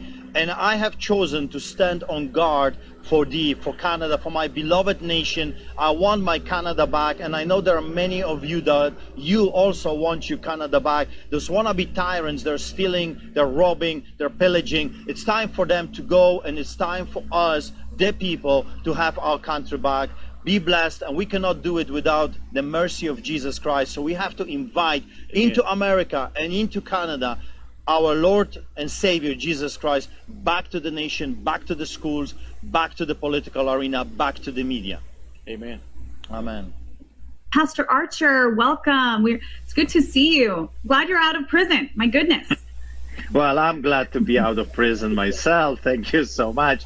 I mean, normally when they do this to me, it's not pretty for me. But this time, I think because of people like you, because of the American lions and lionesses rising up, standing up in my defense. The pressure was so huge that even when they handcuffed me, it was very delicate, believe it or not. As you know, my story from the previous one, I had a scar and a bruise for over a month. That's how brutally they treated me a few months before I came to America. But first of all, why did I go to your beautiful country? Well, I entered America, and of course I did it legally. I used my passport. I went to the plane. I boarded the plane. I did it legally because people in America would ask me, how did you do it? Did you, take the green way, green border? No, I did it legally. I am a law-abiding citizen. I do not break the law. I do everything that is in my power to abide by the law, unless that law is a tyrannical law, evil law against the Charter of Rights and Freedoms, against the Constitution. So I came to America for two purposes. One, to let you know what is happening to me, so perhaps you can help people like me in Australia, in New Zealand, in Europe, and of course in Canada, in your northern, supposedly friends, but that is changing right now. And I came to warn you, whatever they are doing to me, whatever they have done to me, be careful, Americans, coming your way. They are treating us this way, and they're not stopping. Those bullies want to come and do the same thing to you. So help me, and let us together rise up, stand up against this medical tyranny, because that's exactly what it is. It's a medical tyranny. They have used an invisible enemy against us, against their own citizens. And I have to admit that was a clever move from their part, on their part, to use an invisible enemy. If the Russians would attack us, we know where to shoot. If the Chinese would attack us, we would know who the enemy is. But an invisible enemy, that's very clever. So I did not allow them to enter the church. I kicked them out. They came back. They arrested me. And I came with my story to United States. I have been touring about 25 states, about 90 plane I boarded. I have been on many, many conferences, churches, and that's how we've met, by the way. So we have been speaking at times at the same events. And I did what I did. I did my best to warn the Americans and to share my story, and it was time for me to come back. I have been away for about 4 months, and I was homesick. I needed to come back. This was too long for me. And we contacted the authorities, and of course, just like you mentioned, I do not break the law. I am a law-abiding citizen. I contacted the authorities. I told them I'm coming back. I'm coming back legally. We did the manifest. We told them I'm coming back. We told them what time I'm coming back, and we told them every other things they wanted to know, what I'm bringing. I brought some books. I brought some gifts. Souvenirs from America, and nothing illegal. And we came on a private plane because a friend of mine, he said, hey, if you want, I can bring you across the border. I have the means to do it. It will cost you nothing. Just come with me, and I will be glad to do it. So the reason why I did this way, because during, when I would fly commercial, if they decided to hurt me, there would be no one to see it. So I decided those people are really evil and wicked. They have hurt me before. They put chains on my legs. They stripped me naked. They shoved me on the wall, and they almost broke both of my arms. So I thought, if they're going to do something, at least let the cameras be rolling. However, when we arrived, we find out that the people that came to greet me were not allowed to come near. They were blocked, and the plane was diverted from a regular place where he was supposed to go. They diverted the place to a totally different place where the police cars and the police officers hiding in a building were invisible to me. Think about it. Here is a pastor. He's a Christian. Al Capone. I mean, is that not crazy? I am Al-Qaeda's terrorist, according to those people, for simply being a pastor, feeding thousands of people on the streets of Calgary, baptizing people, and including my daughter. That's insane. Inciting people to come to church, officiating a church service, and participating in illegal gathering church, of course. Those are my charges. So I was approached by 3 officers, customs, Greg, the pilot. He said, that's normal. They came with the papers. They want to check the plane. They want to check your luggage. No problem. I have nothing to hide. They told the pilot to come out, and then they told me to come up of the plane. So I took my luggage, and they said, no, leave everything behind, come. So I did. I did what they asked me to do, and then immediately when I stepped out of the plane, I was told I'm under arrest. There are 2 pending criminal charges on me. And remember, our lawyers contacted them and asked them, is there anything outstanding? Do I have, warrants on my arrest? No, nothing is happening. There is a pending charge, but it's not live. You can come in. So they're sneaky terrorists. That's what they are. So just to clarify, so when you called in, you had your lawyer call in and find out if there were any arrest warrants or any charges of any sort. Nothing. They said, nope, he's free to come. He won't be bothered. There is a pending charge of baptizing your daughter, but it's pending. It may be official. It may not be. You're totally fine to enter. So when you flew in, all of a sudden, the cops are there ready to arrest you, diverge the plane. And now you have 2 charges. I guess as soon as you cross the border, they decided to change their mind. And what are the 2 charges?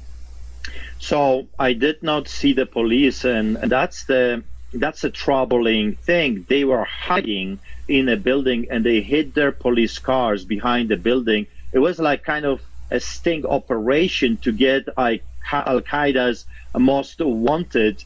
So I was handcuffed. I said, well, if you're doing it, do it the Nazi style. That's my style now. You want to do it? Well, I will be on my knees. And that's what they did. They took me to the building, the customs building, where they were police, like robbers, like bandits, like gangsters, waiting in ambush. They were waiting in ambush for me right there. And I was told I'm under arrest. I will be taken to jail. All of my belongings, I was said a number of times, are going to be searched inside out. And I'm thinking, like, people, are you that crazy? I have nothing to hide. I brought everything legally. I got some gifts and books, and I've told you about it, ahead of time. And they made sure that we're going to check everything you have. I don't know what they were thinking. I was smuggling myself and the Christian books. That's illegal right now. So anyway, I was taken, of course, searched. They took everything away, my cell phone. I was taken to the police detention center where I was fingerprinted. The picture was taken. All of my belongings, my belt, my shoes, everything was taken away from me.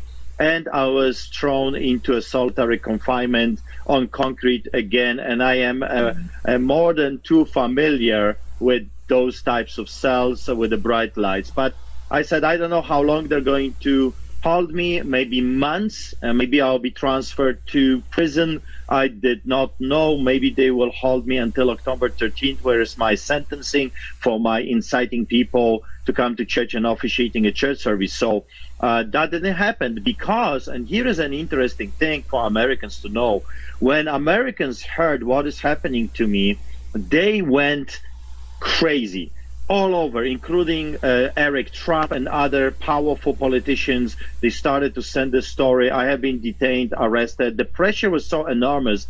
Protest was happening outside of the jail. They were blowing shofars. They brought their camping gear, and they said, we will not move until this man is released. We're going to camp outside of jail all day, all night, as long as he is in the building. So all of this put such a pressure on the crooked government that you have to remember they broke the same law that I broke, which is being part of a illegal gathering. The Premier of Alberta, Jason Kenney, had a party with his Minister of Environment, Minister of Finance, a Minister of Health that ordered my arrest. And they had a whiskey party, not social distancing, not wearing a muzzle, and that's okay. One law for us, one law for you slaves. And I was still arrested regardless that they were caught red-handed breaking their own rules and mandates. So fast forward, around 10 p.m., I have an officer coming to my cell, and I was ready to go to sleep. if I could. And she said, the lawyer wants to talk to you. And that's a huge difference from the treatment I received before, because for 2 days I was not allowed to contact our lawyers. But this time, immediately, they gave me a telephone, and then they came personally to say, hey, lawyer is waiting for your phone call. So I had my phone call, and the lawyer said that the crown prosecutor is like your district attorney, said that he wants to do a bail hearing immediately. So I was taken to the JP, Justice of Peace, to have my bail hearing, and behold, they did not place any restrictions on me. I was released on a promise of good behavior, which is, for everyone. I mean, just obey the law like everybody else, and that's exactly what happened. I was released during that hour, around 12 p.m. From prison, 12:30. And I was greeted by the campers that were camping outside of the jail. Another twist in the story is when I was arrested, they took all of my belongings to search them, and they did not bring them to the police station. So when I was released, I asked, where is my luggage? Where are my books? Where's my computer? And I was told that they don't know. They have no idea what I'm talking about. I said, excuse me, you're the cops. You arrested me coming out of my plane, and now you've lost my belongings? Are you kidding me? I was very upset. I mean, I received lots of books that were signed by the authors and amazing people that I've met during my tour in the States. So those things are precious to me because they were given to me as a gift by my friends in US. Anyway, the next day came, I did not receive a phone call, no one notified me where it is, so I started to make my own inquiries, and I find out that possibly my stuff is in a warehouse, police warehouse, where it was searched, and is in an evidence room. Can you imagine? They took my stuff into an evidence room. So I decided to take a reporter, and today we went over there to find out what is happening. Will they ask me to come when I made a phone call so I can be arrested again? But that didn't happen. Thank God they gave me everything that I had. I still have to look through my electronics to see what's happening. October 13th, I have been charged criminally this time, for inciting people to come to church, officiating a church service, criminal charge, and another criminal charge for not wearing a muzzle, while they fully are aware that I have exemption papers.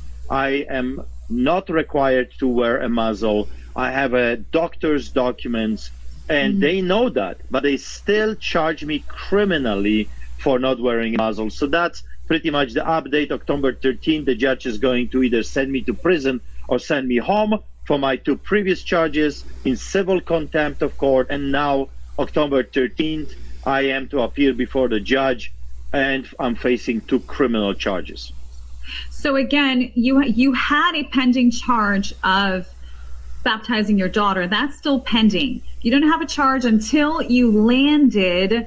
You now have 2 charges officially, 2 criminal charges. One, not wearing a mask on the plane, on the airplane, which clearly they went onto your airplane, saw you weren't wearing a mask, would charge you for that. And also coming back again with another charge of inciting people to go to church. Can you imagine, everyone, inciting people to go to church, to learn about clarify. God?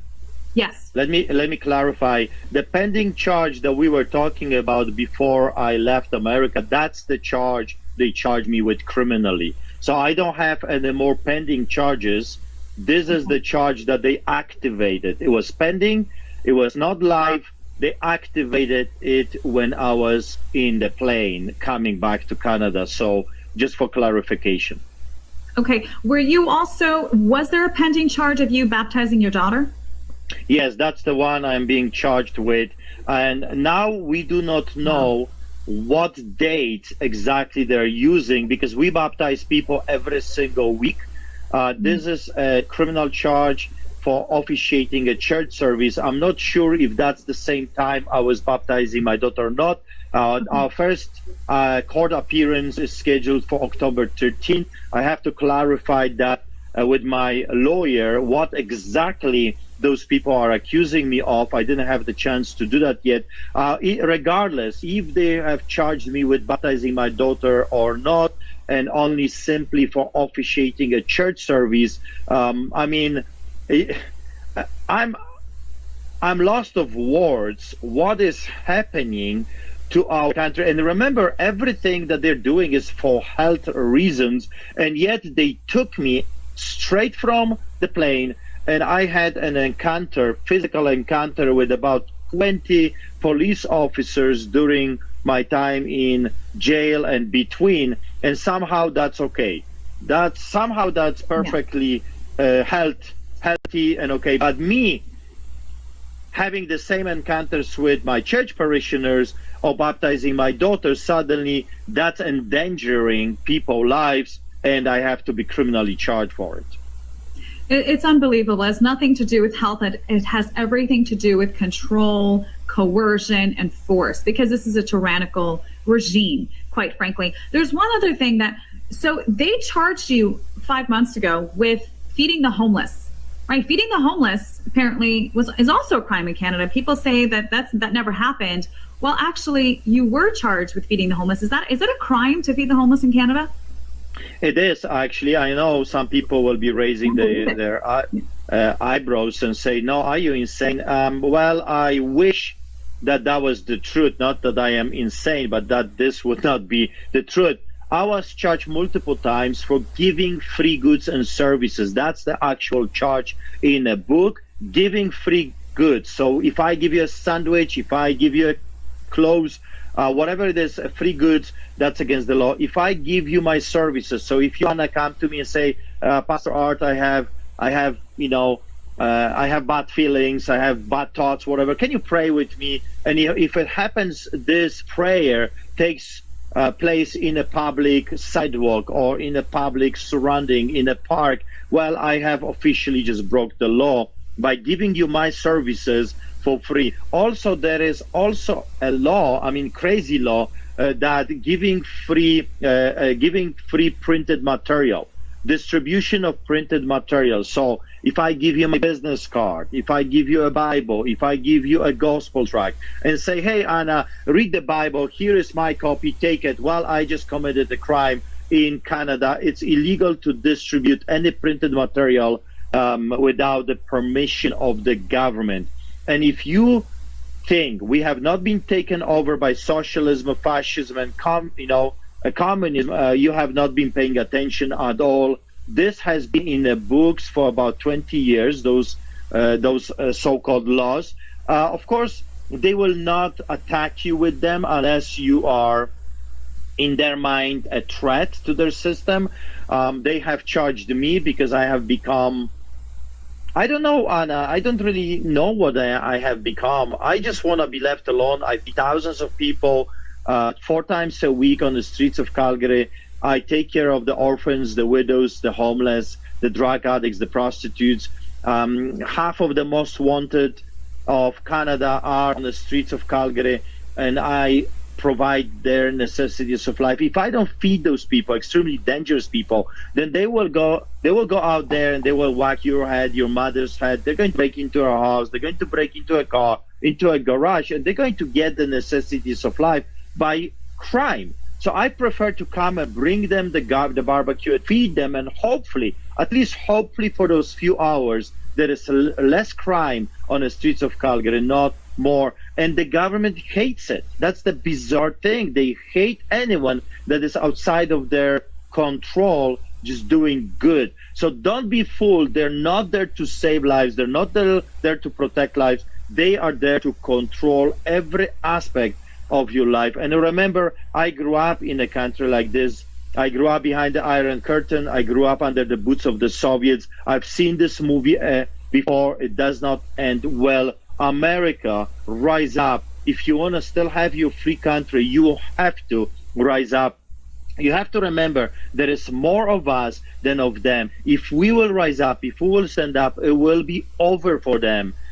It will be over. In 1981 and 82, I saw the Solidarity movement, and the 36 million people finally said, wait a second, there is more of us than of them. How come 50,000 communists are ruling over 36 million of us? And they took it to the streets and they won their country back. We can win. The history is teaching us that we can win this, but we have to first unite. No more divisions. I don't like him, I don't like her. Enough of this. The big fish wants to eat you, and the big fish wants to eat me. We have to unite and put our differences aside. And then we cannot just watch Zoom calls. We cannot just watch programs. We have to activate ourselves. Grassroots activation. Go out there. The fight is out there. Amen. Well, we want to thank you, Pastor Artur. You, just like many other pastors, not many actually, just a few handful, Pastor Rodney Howard-Browne stood up for the church, was arrested as well. We had pastors in California say no to the tyranny, because at the end of the day, what they are trying to do is close down the church. They're trying to close out hope. They're trying to close out salvations, because when you believe in God, you don't fear the government, we fear God. And so when the Lord says, do not forsake the gathering of the saints, that means do not close the church. Do not forsake us gathering together in one accord, worshiping our God. And so when the government gives certain laws, we follow them as law-abiding citizens, as you have. But when the government oversteps into having us follow laws that contradict our covenant with the Lord, that's a different story. That's where we draw the line and say we will not follow unjust laws. We will keep our church open. It gives people hope in a time of a pandemic. It gives people hope when they can lean on God and not themselves, because everything is falling apart around them. And so them telling you you can't give out any materials, any business cards, that extends to you cannot give out Bibles, which is really the underlying thing, because they want you to worship government, to worship these corrupt politicians. I was born in the Soviet Union. My family told me about this as well. You know, they had to worship the government. You're not allowed to free think. You're not allowed to have a religion. You're not allowed to fear God. You have to fear them. And that's what we're coming against. I mean, this is crazy. This is happening in Canada, Pastor Artur. I am shocked. I am shocked that you flew back to spend time with your family after a 4-month tour in America to be arrested, to be persecuted, to be intimidated, because that's what they're trying to do, is make an example out of you in Canada. And so we are going to continue praying for you in your upcoming court case on October 13th. For those, by the way, that have missed any of Pastor Artur's speeches, I highly recommend you watch them. I saw him at Clay Clark's event, and he's preached and told his story, and even read off the witness testimony in court against the judge. And let me tell you, this man is so bold, is such a lion, which we see, but you guys have to hear what he read to the judge when he was in court on Zoom from America. I mean, totally called him out.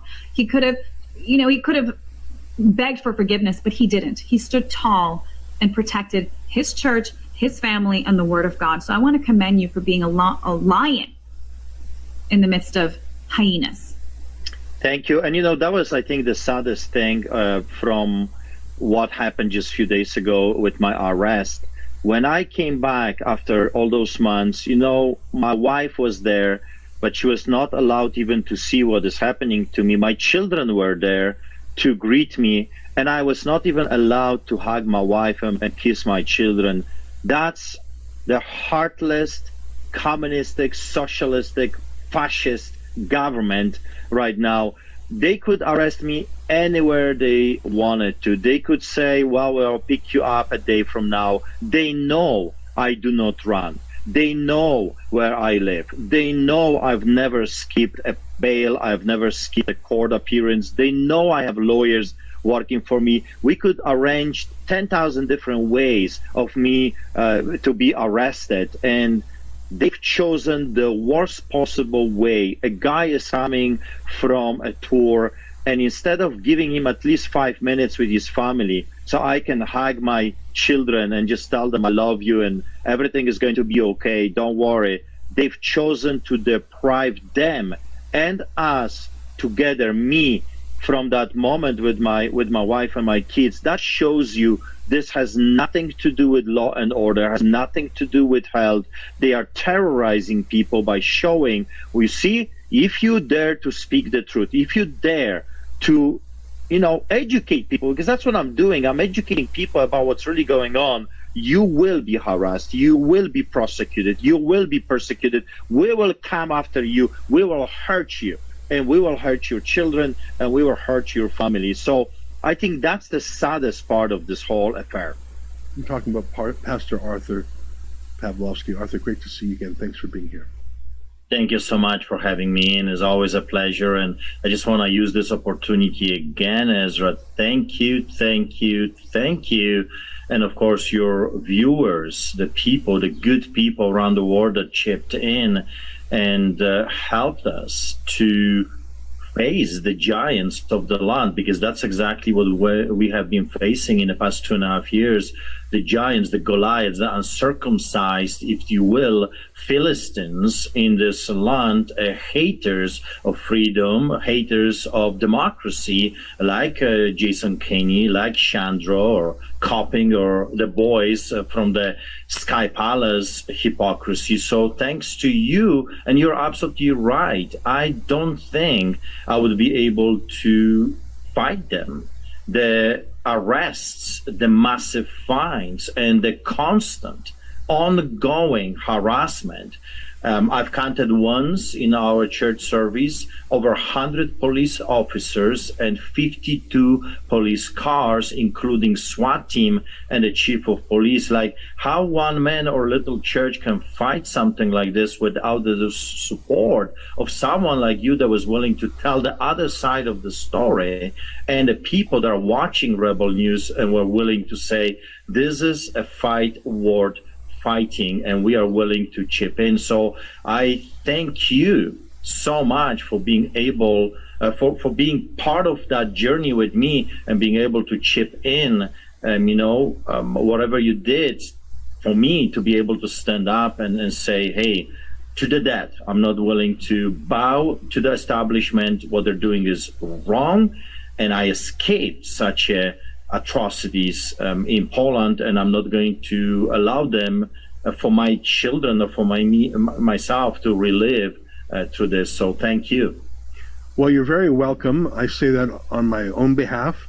I say that on behalf of our Rebel journalists. I was counting it up. I think 7 different journalists have worked with you over the course of time. Adam Sos, Sheila Gunn-Reid. In fact, the very first reporter was Kian Bexty, who's now an alumnus, of Rebel News. So it's been a story I think we've covered about 100 times, and that's part of the battle too, because the mainstream media would either ignore what was done to you or defame and ridicule you. I remember, I think it was the CBC that actually tried to call you racist. It was the most absurd smear, and I did see some very perfunctory reports on Friday after the Alberta Court of Appeal, but you would think that the mainstream media that either ignored you, saying, oh, he had it coming, oh, he deserved it, oh, he's just a criminal, I don't care if he's a pastor, he has to follow the law. So all their excuses for not covering it, and those who did cover it, they smeared you.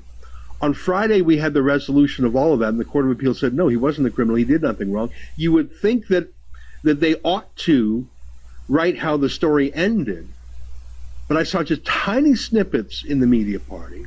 Most of them ignored it because they preferred their lies to the truth that came out. So I think there is a journalistic side to this, not just a legal side to it. I'm very proud of what our Rebel News reporters have done. They're citizen journalists. None of these folks, and they're often quite young, who've been interviewing you, none of them went to journalism school, Arthur. They're just regular people with a cell phone camera who ask questions and publish the truth. It's really gross to me that the powerful government-funded media either ignored the story or lied about it. And how else can you describe what they've done? That's what they've done.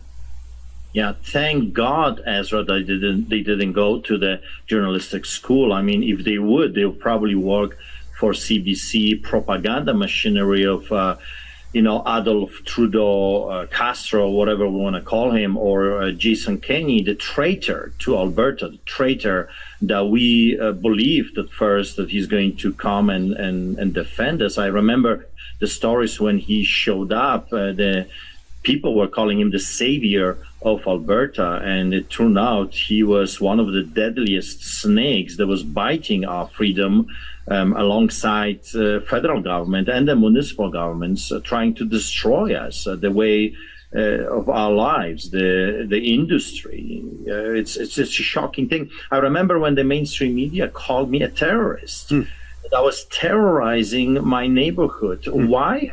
In the explanation, they said because we refuse to wear a mask. And I'm all for science, Ezra. I do follow science. I love biology. I have spent 4 months in the United States spending time with biologists and scientists, real doctors. So I asked them many questions. I said, please explain it to me. Will the piece of cloth on my mouth protect me from a virus? And every single one of them would say, well, Art, a virus is 1,000 times smaller than a bacteria. Nothing like this will ever protect you from this thing coming in or going out. So I started to ask questions. Why then I have to wear that piece of cloth? And of course, history. I love history. I teach history and I teach theology. And historically speaking, a mask was always a symbol of slavery. And here is what they were trying to tell us on the global scale. You have no identity.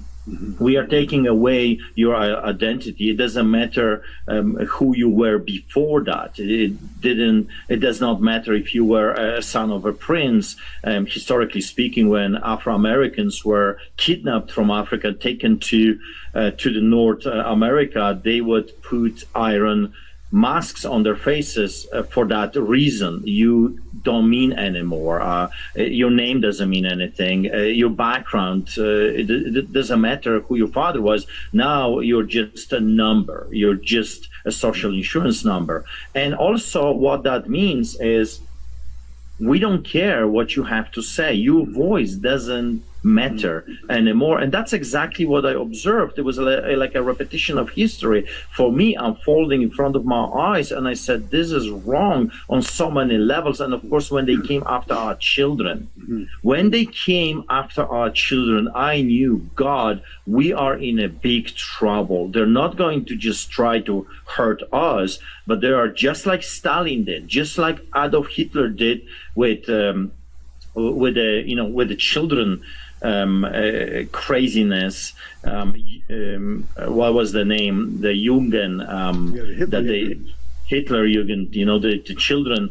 And he always said that if you get the children, you've got the nation. And it was so clear to me. And people have been criticizing me before, of course, after this victory.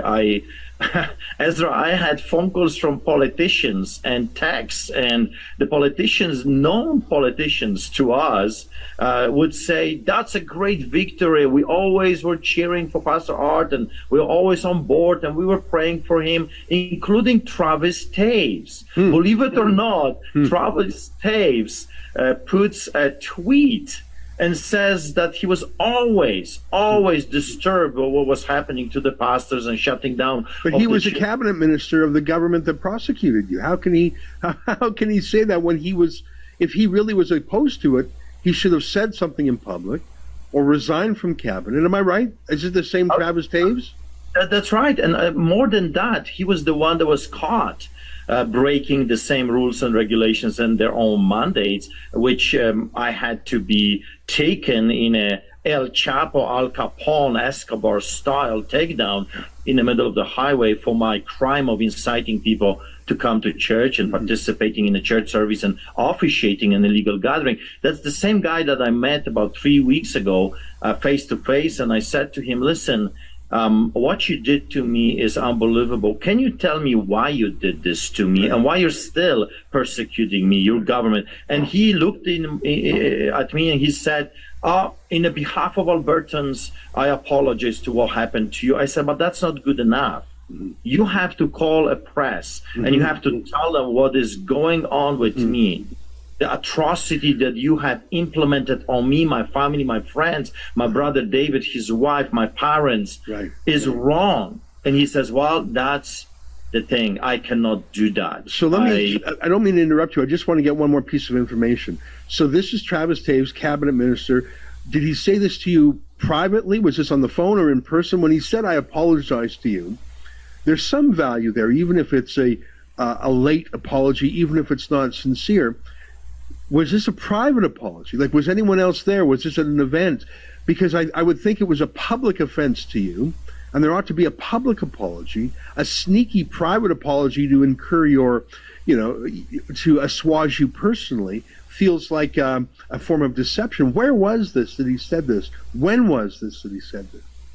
I was invited to a rodeo with my friends to Innisfil, and he was one of the government officials doing speeches. So when I saw him standing there, I just went, and he got scared. He really got scared. He thought I'm going to start yelling and screaming and maybe attack him in some way. But I just wanted to ask him that simple question. Why have you done this to me? Like, please, can you explain why? What was the reason? And that's where he kind of started to backpedal, and he says, I apologize. And when I said to him, that's not good enough. Your government did this to me, and you're still doing this to me. It's not over for me. I'm still on house arrest. I'm still facing criminal charges for me just simply being pastor and feeding the poor. As you know, Ezra, I'm still facing $100,000 ticket for feeding homeless during this craziness. And then he says, well, it's before the courts, and I cannot come, and I cannot do anything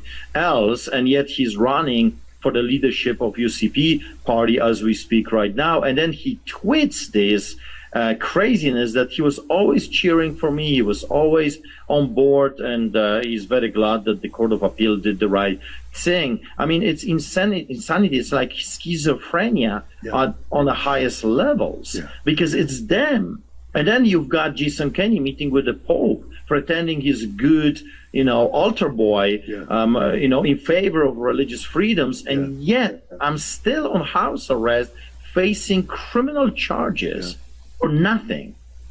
Jason Kenney once was on the side of religious freedom, but he shut down more churches and arrested more pastors using the pandemic as an excuse. He did that more than even Communist China did. It's funny, you were talking about the excuse of this Tory cabinet minister for why I can't say this publicly. By the way, on Friday, I got some text messages from another Tory cabinet minister saying the same thing. Oh, Ezra, you know me, I'm always for freedom. Well, why are you telling me this in a private text? Why don't you make a public statement? Oh, well, I can't. Well, here's Jason Kenney. Here's a clips of Jason Kenney while your case was before the courts, and of course your case still is before the courts, speaking very specifically. He had no problem condemning you, accusing you of inciting violence, incredibly. Here's Jason Kenney with no compunction about condemning you while it was before the courts. Take a look at this. Hey there, Sid Bizarre of Rebel News. I'm not sure if my question would be best directed towards you, but right now, of course, you're investing in religious infrastructure. But I think many around the province have a concern that you may not be best protecting their religious freedoms, as we've seen with Pastor Artur Pawlowski. He still remains behind bars. This is well over 30 days. If you could just comment on that situation and maybe perhaps ease some concerns or just give some light to that situation. So in Canada, we have something called the rule of law, where courts are responsible for adjudicating criminal charges against individuals, not politicians. So we have an independent judiciary. That individual, I understand, has been detained by the police because of multiple breaches of terms of release, court orders, as well as an alleged incitement to violence at the Coutts border crossing blockade. And so that individual has all of the rights of any individual under the Canadian legal system. They are presumed presumed innocent until proven guilty, of course, in our system of law. And they have a right to access to counsel. They have all of that individual or any other individual has all of the same legal rights as anybody. So this is a matter that is before the courts. As a more general comment, I would just suggest that going to a very tense, combustible situation and inciting people to be willing to die and commit acts of violence for their cause is very likely to have legal consequences. And I would suggest that nobody is above the law. No politician, no person that calls himself a pastor is above the law. The rule of law applies equally to everybody in our system of the rule of law. You know what? I think that Friday was a great victory for you, and I want to talk more about the case you have going on. I want to talk a little more about a few things. But let me put this to you. I mean, I was thinking about your case because you were the very first case that we decided to help during the pandemic, because you were the first one to be harassed that I saw. And it's turned into such a massive case. And your lawyer, Sarah Miller, has really, and there's other lawyers too. I think that she's very bright. I mean, I haven't worked with her as closely as you have. And here's what I thought. We've probably done 100 stories about him, and we've probably done 100 emails to Albertans, and we've done videos and the court cases, and we even had billboards. I don't know if you know that, but on Highway 2 between Calgary and Edmonton, we have billboards. And here's my theory, and I'm not saying this to gloat. It's the opposite of gloating. It's why this case is important and why Albertans care about this case, even if they're not Christian, even if they disagree with you. The fact that you were jailed and hunted like some Al Capone, and I think we did 10 million impressions or views about your story, and because it was newsworthy, it was an important story, and we did emails and billboards, and when Jason Kenney had his leadership review a few months ago, he got just over 50%, and he decided that was not enough to continue, and he was correct. I think he should have left immediately, by the way. Yeah. It is my belief that the economy, it's on some people's mind. The handling of the pandemic in general is on some people's mind. But I think the thing that caused his own party members to feel betrayed by him was his punitive approach to you and the other churches that was unique in the Western world. I know of no other province or even country that decided to drill into churches in the way he did. And I believe that probably cost him 20% in his leadership contest poll. And that's the difference between him getting 70 or 75% support or 51% or whatever it was.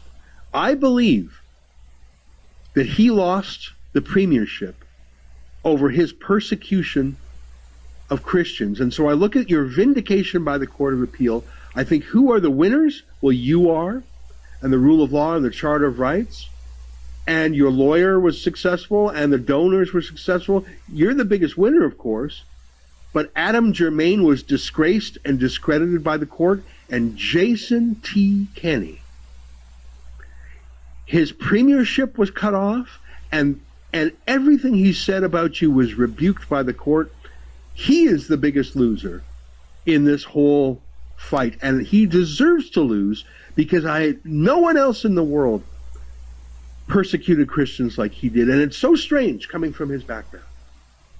Yes, it is. It's a shocker, because I remember when he was in the federal politics, he was known as the defender of religious liberties, and to face this hammer, this harassment, this persecution and prosecution from that man, it was a shocker. I'm not entirely sure why he decided to do that. I have my own theory, either blackmail or bribery, or I don't know. It's hearsay, and it's a speculation at this moment why he chose this approach. But I agree with you. I think it cost him his position. And it's very interesting, when I was handcuffed and they put chain on my legs and I was kidnapped from Calgary to Edmonton for no reason whatsoever, and placed in a max spot and then the psych ward, and against the knowledge of the HS and the doctors, and they said they cannot do that stuff. Like, we didn't even know that you were transferred here.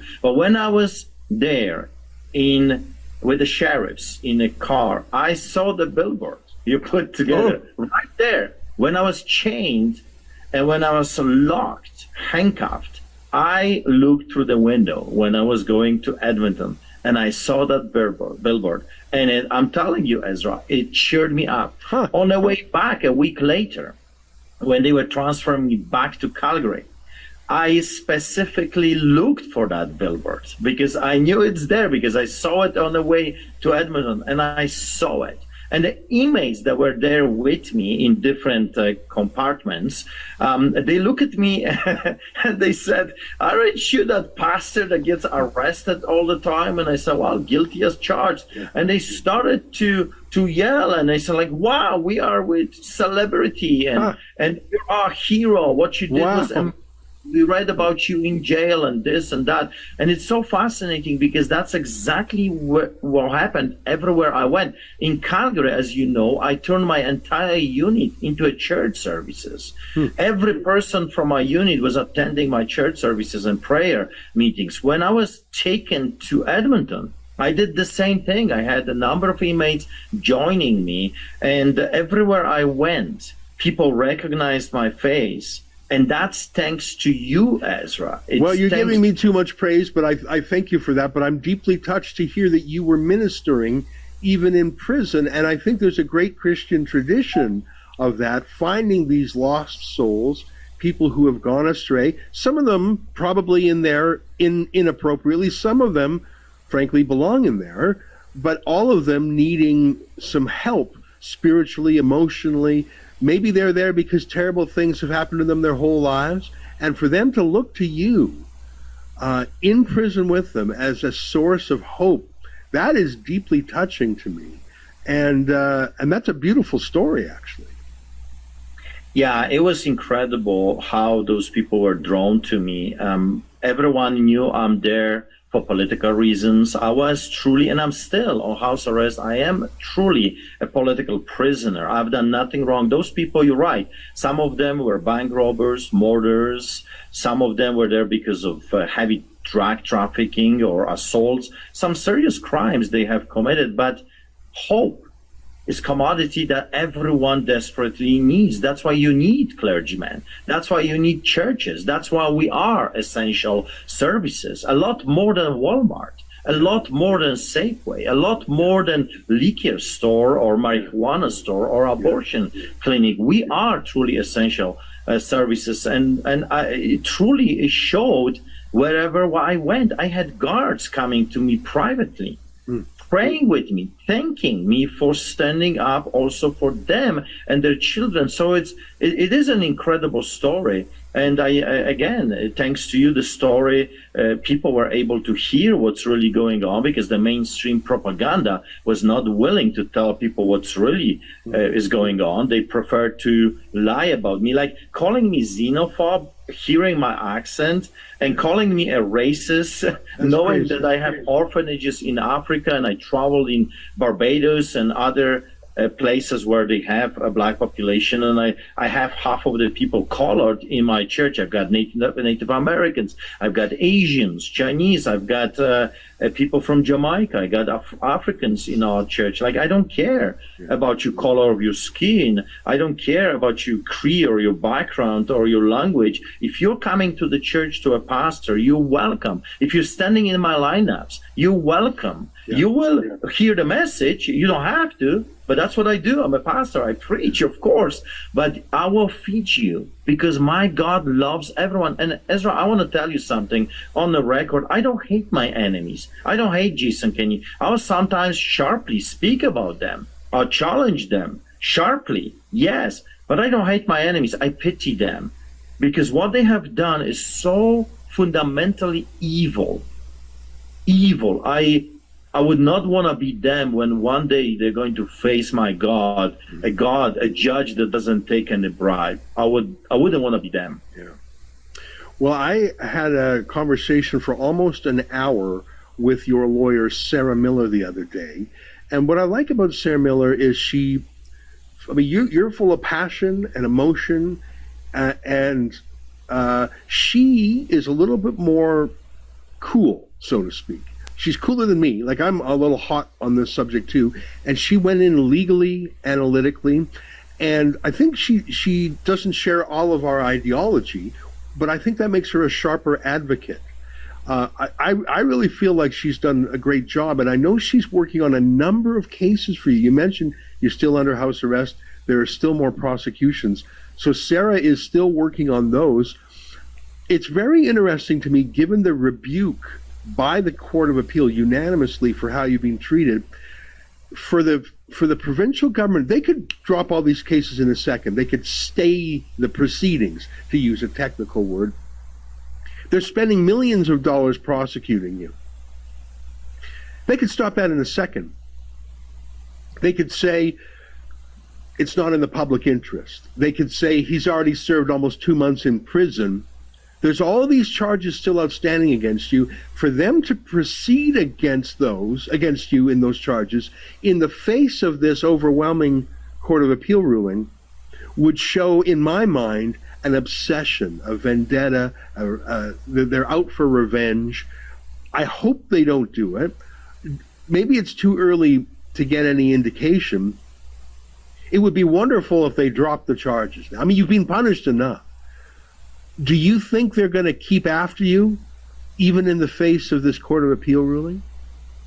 You know, Ezra, I don't know. I mean, I wish, just like you and every other normal person that loves freedom and loves the rule of law like I do, I would wish that they would just move on. But you know, and I know, and many people that have been following the story, we know this is personal. Mm-hmm. I've embarrassed them with the Get Out video that was watched over 1 billion times. Mm-hmm. I went to United States, warning Americans, if Canada falls, you're next. We're truly living right now behind the Iron Curtain with Justin Trudeau and Jason Kenney's type. So you better put your house in order or else. So for that alone, I'm hated by the establishment. It's a personal thing. When I was in prison and I was listening to the Crown prosecutor, I just wanted to start crying, telling you the truth, because I was portrayed as an extreme villain, evil, dangerous individual. Ezra, I've never been charged with assault. I've never been charged with any crime except crime, according to them, that is attached to me doing my job as a pastor. And I was portrayed as this villain, this mastermind that is to get and murder Canadians. And he got away with that. And he even lied about what really happened in Coutts at the border. Yeah. He said, I went into my luxury vehicle while everyone knows I don't have a luxury vehicle. That was my son's 15-year-old car. Yeah, it's a BMW, but it's worth $6,000. That's not a luxury vehicle. I drive 2007 Dodge Caravan, which is half broken, and I still have my track, 2001 Dodge Ram track, which has like 400,000 kilometers. I put everything on a line for my church, for my faith, for my God, and for Canadians. I love this nation. Do you know, Ezra, I'm the only one in my neighborhood with a Canadian flag to this day.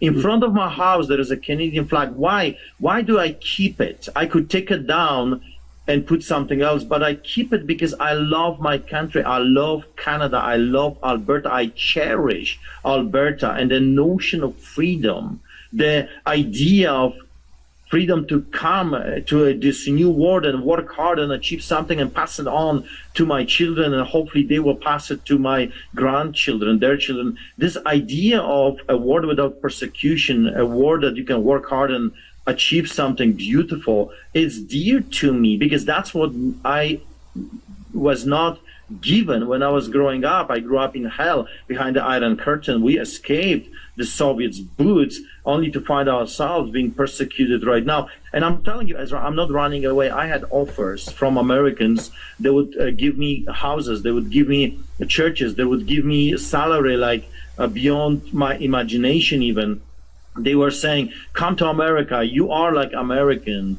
We love you. We want you to come. And I said, I cannot, for the sake of my children, for the sake of the children in Canada. I have to go back. I have to fight. I have to face those giants of the land, because if we all going to start running away, I already did that from Poland, and I will not run away. This is my Alamo, if you will, peacefully, of course, and this is my home. This is where my children were born, and I'm willing to stand up all the way to the end. So I wish they would drop the charges. I wish they would do the right thing after this huge, enormous victory. But I would not be surprised if they would still pursue this harassment, because the worst thing that you can do a politician is to touch his ego. They truly believed in the past 2.5 years that they are the pharaohs and you're the slaves. And now suddenly this Moses comes in, a slave,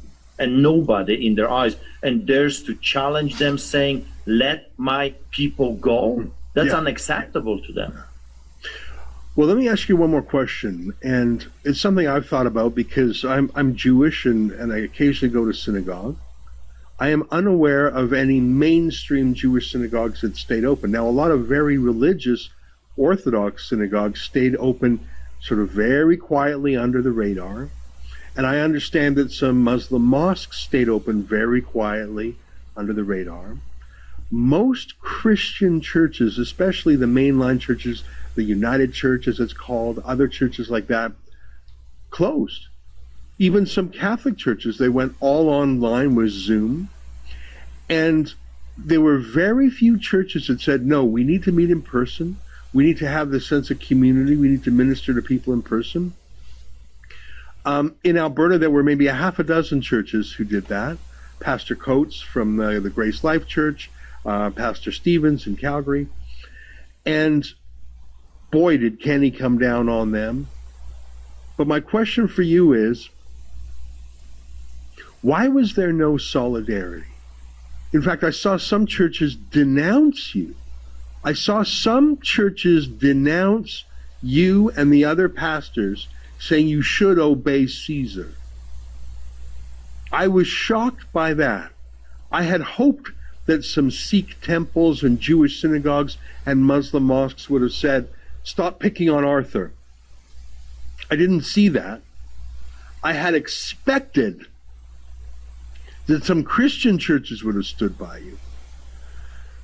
Silence or condemnation? Maybe I missed it, but I think that most churches bent the knee to Theresa Tam and Anthony Fauci. That's their new religious figure. What do you say to that? 100%, I agree with you. I mean, shame on them. Shame on the clergymen that they have chosen a bowl of soup like Asaph. In the Bible, it says that Asaph I hated, but Jacob I adore, I accepted. Why? Because Asaph was willing to sell his inheritance, what was rightfully his, for a bowl of soup. And that's exactly what those pastors and those priests did. They received millions upon millions of dollars as incentive to do this to other people. Also, they have betrayed, just like Judas Iscariot, for a silver coin. And there is also fear. We are experiencing right now a repetition of history where there is a great separation between the real, so the goats and the sheep and the wolves. What we're witnessing right now is that in front of our eyes, we can tell who is a real shepherd of God's people. A real shepherd is willing to die to defend the sheep against the wolves, and as I call it, hyenas. We are commanded to do that because we are the followers of the great shepherd, which is God himself, that died on the cross and rose from the grave for us in our behalf. So what we are witnessing right now is the greatest treachery to our faith and to our God ever seen on this side of eternity, I believe. They've chosen to take the silver coin or the bowl of soup, if you will, and keep quiet for the incentives to keep coming. Also, they didn't want to pay the price. And I think that's a big part. They would look at my story, they would look at the fences around Coast Church or Stevens or others like Tobias Thiessen or Hildebrand, others that were without mercy hammered in this country. And they said, do I want to be another Artur Pawlowski? And they've chosen no. It's better to obey the devil than to obey God. And for that, Ezra, they will pay This is not the game. This is life and death. And either you believe in your book or don't bother. You cannot just pick and choose. I'll believe some, but not everything. It doesn't work that way. Either you're a Christian or you're not. Just because you go to a church, it doesn't turn you into a Christian. The same way you can be born. You can be every single day in McDonald's. It will never turn you into a Big Mac. The same way you can go to a church all your life. You can go to a synagogue all your life. It will not turn you into a believer, because you have to truly believe. If you believe, then you will act on that belief. So if I believe that my God is telling me feed the poor, if I truly believe that, which I do, I'll keep feeding the poor, even if the whole world says don't do it. If I believe that God says do not forsake the gatherings of the saints, if I truly believe that book, I will not forsake the gatherings of the saints. And I didn't. And look at me, 2 months of imprisonment, harassment, intimidation, and hammered without mercy by mainstream media and the politicians, AHS and the crown prosecutors, so on. So we are witnessing right now greatest separation between the real and the fake. God is shaking the fence, if you will. And there were many people cruising, sitting comfortable, watching the view, sitting on the fence. And God says, enough of sitting on the fence. You got to choose. Either you are real or you're fake. If you're real, you're going to stand up by your conviction. That's how you know if people truly believe. And it's a shame on them, but it's not over. They still can come back to the right side, and they can still do what God commands them to do. So I want to extend that invitation to everyone that failed, that became Judas Iscariot, because Peter also failed, denied Jesus 3 times, and yet Jesus restored him back. And we know that Apostle Peter was one of the greatest apostles of all times, and he paid it with his own life, being crucified upside down. So it's not over until God says it's over. I just want to say to you, if you're a clergyman, then if you truly believe in your faith, then stand up for your faith and come to the defense of people like me and others like me, that we were willing to defend your faith. We were willing to defend your right to gather in your synagogues or mosques or temples and churches. And that's the right thing to do. Yeah. Well, very powerful. Well, I can tell you that good things have come from your fight. You have set an example for millions of people, tens of millions of people, or as you say in that clip, Get Out, that very dramatic clip, hundreds of millions of people, perhaps even more. The Fight the Fines campaign that we originally started for you has grown. We created an entire independent charity called the Democracy Fund, which actually now represents 2,000 people, none as high profile as you, none as complicated as your case, but many good things have come from it. And although it was a painful lesson for you to teach on pain of imprisonment, I think people have seen things and their eyes have been opened. And let me just tell you, on behalf of Rebel News, we have found meaning from covering the story. We believe we have served our viewers by showing them the other side of the story. And we pledge to continue to crowdfund the cost of your lawyers in perpetuity. And I don't say that lightly, because I know you've been harassed by the law actually for many years before we even engaged with you. We've been on with your case now, I think since March of 2020. So it's almost 2.5 years, and we're not done. This could theoretically go on for another year, just the existing battles you have. So I pledge that we will continue to ask our viewers to help fight the fight. As Sarah Miller, your lawyer, pointed out to me the other day, no normal human can fight a 2-year battle. It's the system is so uphill, the system is so unfair, but you showed personal resolve, like a rock, like carbon under pressure becoming a diamond. The harder they persecuted you, the stronger you were. So let me close by thanking you for the personal courage. It's one thing to do journalism, it's another thing to crowdfund. Those are all important, but none of us had to sleep on a concrete slab in solitary confinement. None of us were arrested in a rainy street by a SWAT team and dragged to an unknown future. So we slept comfortably in our own beds. And while people chipped in money, and I do not demean that in any way, that was essential. And while Sarah did good lawyering, and I don't demean that in any way, at the end of the day, you were the essential man who paid for it, if I may say so as a Jew, in a Christ-like way, sacrificing your own body for your beliefs and showing that self-sacrifice. And I hope I'm not blaspheming or getting my theology wrong, but there was something about your willingness to suffer personally for the cause that is deeply inspirational, even to non-believers, I think. And so I thank you for that, and I pledge on behalf of our company and on behalf of the Charity, the Democracy Fund, and on behalf of our many viewers, I pledge to continue to doing what we are doing to support you. It's the least we can do, given the sacrifices you have borne. So thank you for what you've done over the last 2.5 years and what you continue to do, and thank you for your encouraging words, and may you continue to be victorious. Thank you, Ezra, so much. And I want to tell you that I take this with a great humbleness, that my story of my family, my brother, can contribute in some little way into this democracy fund that 2,000 people, I can't even grasp those numbers, that I can have at least a little bit part in being able to support Rebel and say to people, please chip in if you can.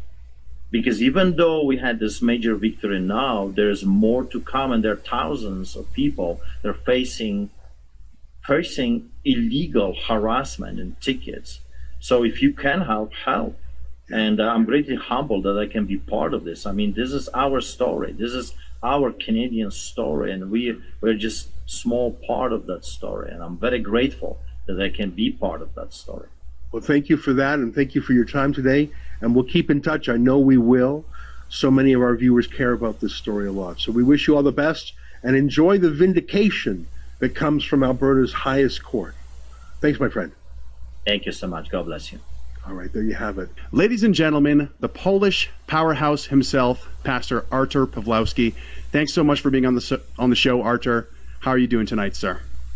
Thank you so much, Greg, for having me on your show. Well, you have a very interesting name, Controlled Opposition, so I'm looking forward to answering your questions. Yes, absolutely.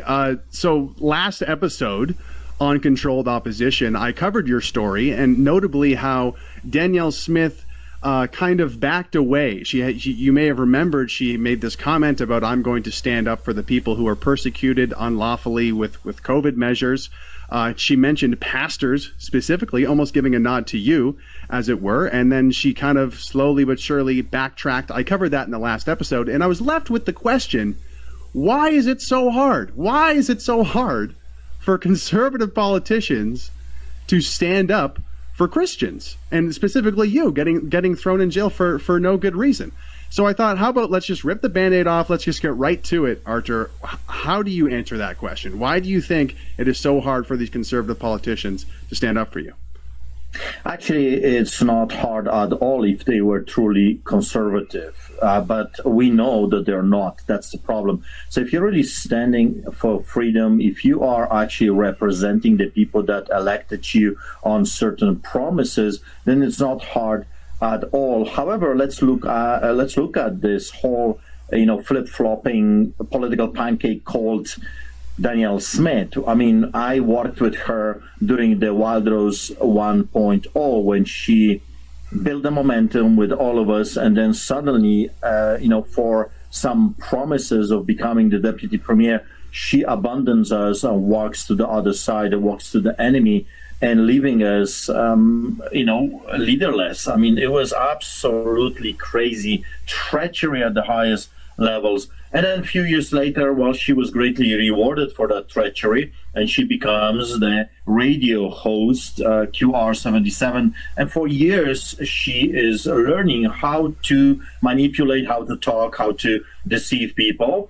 And for the people to believe that she's truly a conservative candidate. Of course, during the COVID tyranny, we bled on the streets, we marched, we risked arrests, we received tickets after tickets. Myself, I became the first Canadian to receive a COVID ticket, and then I was charged over 40 times. Where was Daniel Smith during that time? Where was Pierre Poilievre during that time? Well, nowhere to be found. While we were dying, bleeding, standing for real Canadians that their businesses were shut down, their loved ones were dying, and they could not even see them. Those heroes of today, those new saviors of either Alberta or Canada, were nowhere to be found. So if they were really truly conservative leaders, that amnesty, it's a very easy thing, because that's what we're talking here about. Daniel Smith campaigned on the simple promises, and she barely won because people like us voted for her because people believe that she's going to actually keep her promises. She barely wins. And what does she do the first thing? Well, the first thing she does, she appoints the same villains, the same Gestapo, the same SS or Nazis, if you will, back into the cabinet position. So you've got Travis Taves. He was the Minister of Finance under the Kenney regime. He's back in his office. We're talking about Casey Madu. During that time, as the Minister of Justice, he made his famous statement that this whole COVID lockdowns and mandates had nothing to do with science or keeping us safe, but it was all about power and control. Well, let's talk about Tyler Shandro. During the Kenney's regime, he was the Minister of Health. That's the man that was responsible for shutting us down, invading our places of worship, and the destruction of Alberta's economy. What does Daniel Smith do? She appoints him to be the next Minister of Justice and Solicitor General. That's the level of insanity. It's like in 1945, appointing the Nazi ministers like Goebbels and Goering back into power, saying, okay, now you boys fix Germany and make sure that the Jewish people are rewarded for what you have done or recompensated for what you have done to them. That's the level of craziness we're talking about. Today I listened to Daniel Smith media scrum, and she says, well, I asked my Minister of Justice and he told me there is nothing that can be done. Obviously, there is nothing that cannot be done according to him, because he is the man that arrested me. He is the man that sent, SWAT team to my church. He's the man that kept me in metal cages, solitary confinement, psych ward, and in max spot for the most dangerous terrorists in the province of Alberta. So obviously, this man is not going to have any solutions to this problem because he brought the tyranny in the first place. I mean, this is crazy stuff that we are witnessing in front of our eyes. So Daniel Smith, the easiest way to deal with this problem was, he has the majority government, she could do pass a bill of amnesty. She could bring a bill to the legislation and say, hey, from now on, we are not only going to, we're not going to bring amnesty only for those that were charged and arrested and persecuted and prosecuted during the time, but we're also going to make sure that this never happens again. Why it's not done? For a very simple reason, because the people that did this to us are still in power. So it's like a hydra. You cut one head off, another one is still in place, and that's what we're dealing. The UCP government is a highly corrupted government that is forwarding this globalistic tyranny. They're no different than the Liberals and the NDPs. That's why. Yeah, and you are joining the Independence Party of Alberta as well, and you're kind of taking things into your own hands, as it were. You are no stranger though to when it comes to kind of unjust persecution, right? Like, you've been feeding the homeless for over 20 years in Calgary. I watched your documentary, not your documentary, but The Street Advocate. It's on YouTube. It's a very great documentary. And there's one specific part in the documentary where you say, I started feeding the homeless. Things were going well. The media liked us. The politicians liked us. And then something happened. Something changed, and they started to persecute you. And, they spent, if I'm not mistaken, millions of dollars just on persecuting you. And so you've seen a larger kind of spectrum of this sort of, unlawful behavior of politicians saying one thing and doing another. Has there been any good politicians over the years? And, tell me more about, has this kind of pattern changed when it comes to these politicians, constantly not standing up for you, or constantly, not celebrating and championing a Christian pastor like yourself? Well, first of all, we have to understand that this just did not happen during the COVID tyranny. This implementation of tyranny started decades ago. Indoctrination of our children and corruption at the highest levels. I remember when we emigrated here, my introduction to Canadian politics was with Chrétien, and I don't know if you remember, but $1 billion disappeared from the federal coffers. And I remember the mainstream media would go to the prime minister of the country asking, Mr. Prime Minister, what happened to $1 billion that disappeared? And he would look at the cameras and says, I do not know, ask the Minister of Finance. So they run to the Minister of Finance and they ask him the same questions. And he looks at the camera and says, I don't know, ask the Prime Minister. And nothing, of course, happened. Those people are not accountable. There are no checks and balances. They can get away with murder, and they do right now.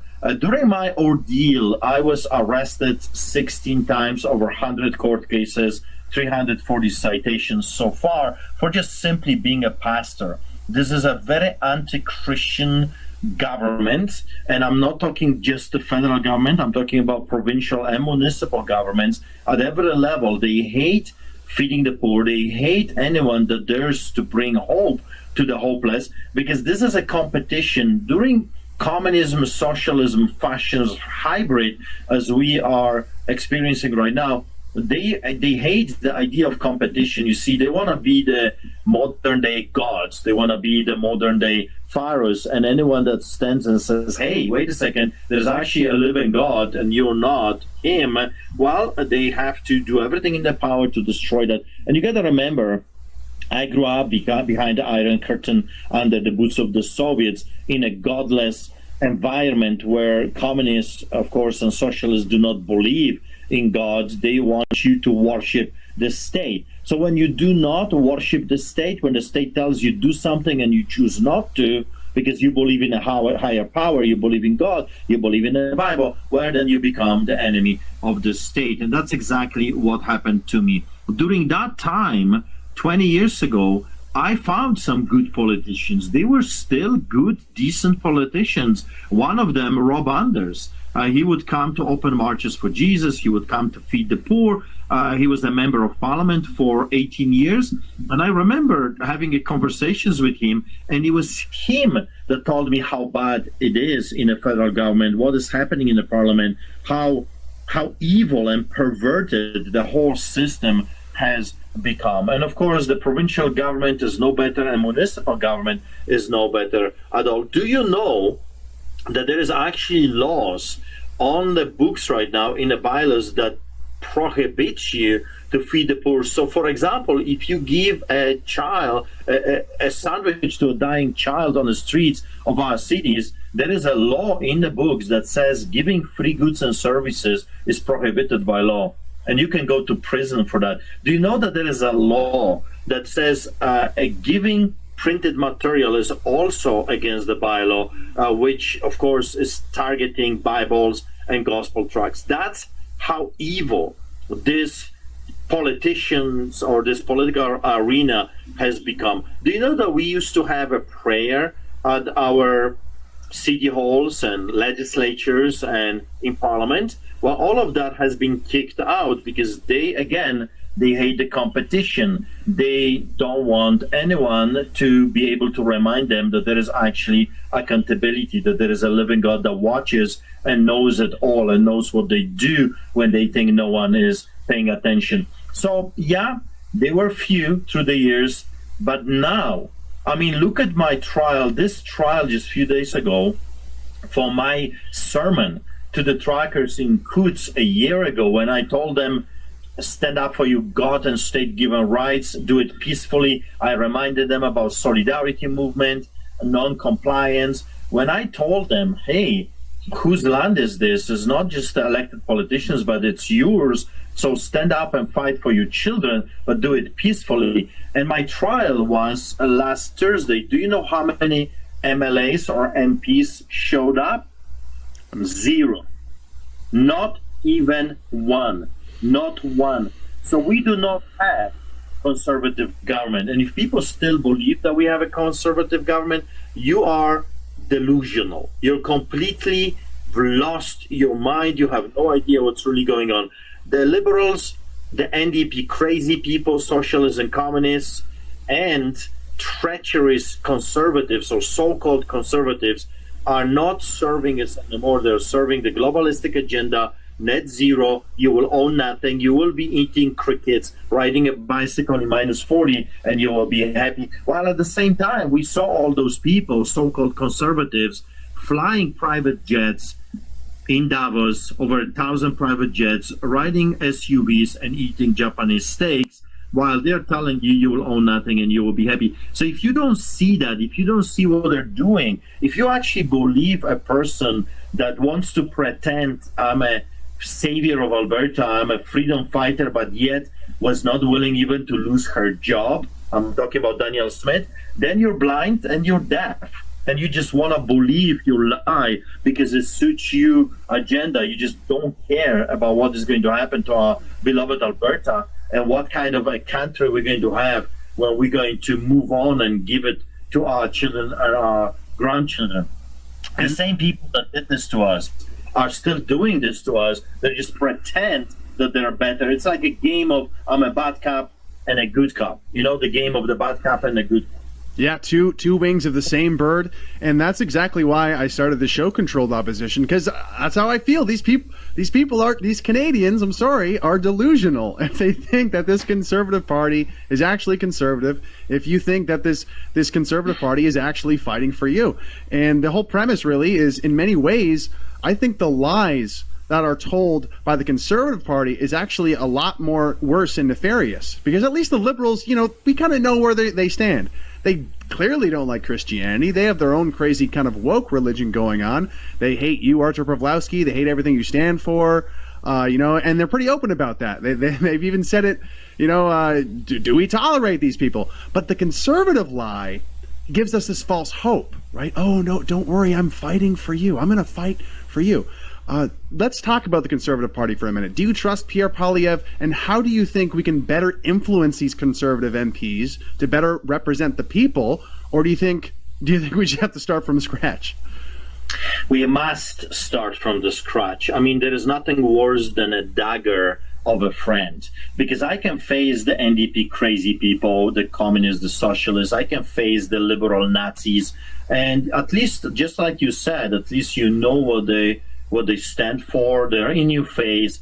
It's a known enemy. It's easier to deal with a person that actually is not hiding how much they hate you. But when you're dealing with the people that pretend they're good and they're stabbing you in the back every time you're not watching, that's worse than any other army that there is out there. And people, for whatever reason, they want to believe that the Conservative Party is still good. They're talking about Pierre, false hope. They're talking about Danielle Smith. But now let's talk about them just for a second. So we had the greatest test in this land in the past few years. I mean, I don't remember in the history of this country a greater test than what happened under the COVID tyranny.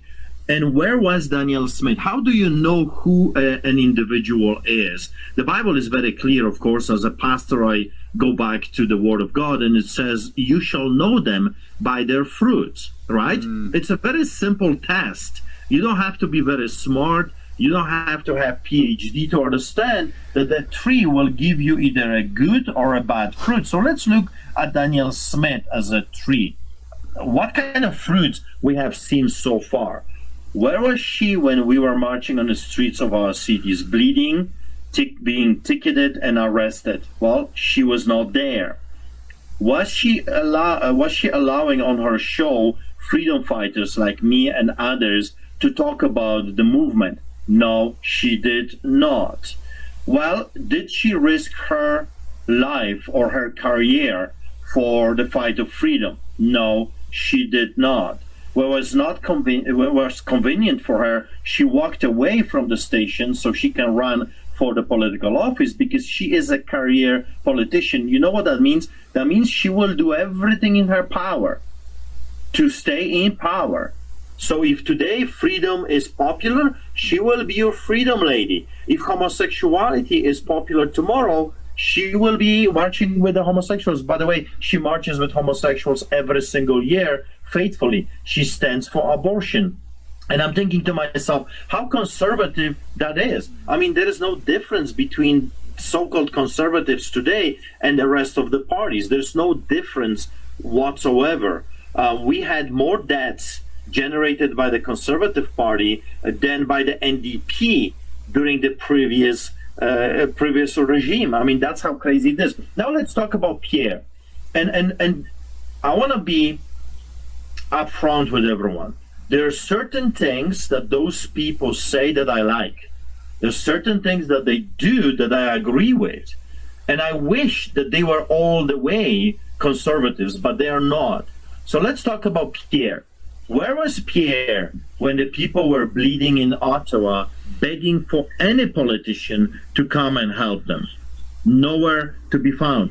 Where was Pierre during the times when the people needed him the most? What is the fruit of that man? Now he's yapping and talking about freedoms, but it's all a show. It's all a game to become the next prime minister. So he has an opportunity to fool the nation of telling everyone I'm the good guy and I'm opposite to Justin Trudeau. But the truth is, they're using this to become, to get into power. And Danielle Smith is doing exactly the same thing. Freedom has been popular. People got sick and tired of the tyrants. They removed the head. She joins the party, and now she talks the talk. She talks the freedom. But there's no substance. So the first few months of Danielle Smith regime, she did not keep her promises. She did not bring the amnesty, and I told you already how easy she could do that by passing a law, a bill, a legislation. She appoints the same villains that did this to us in the first place. They're still in power. Sovereignty Act, she passed within an hour, so she can do amnesty law. She can pass that within an hour. And Sovereignty Act, what is this doing to us? Why the oil is not being dug? Why our energy industry is not revived? Why the protections are not happening? Why?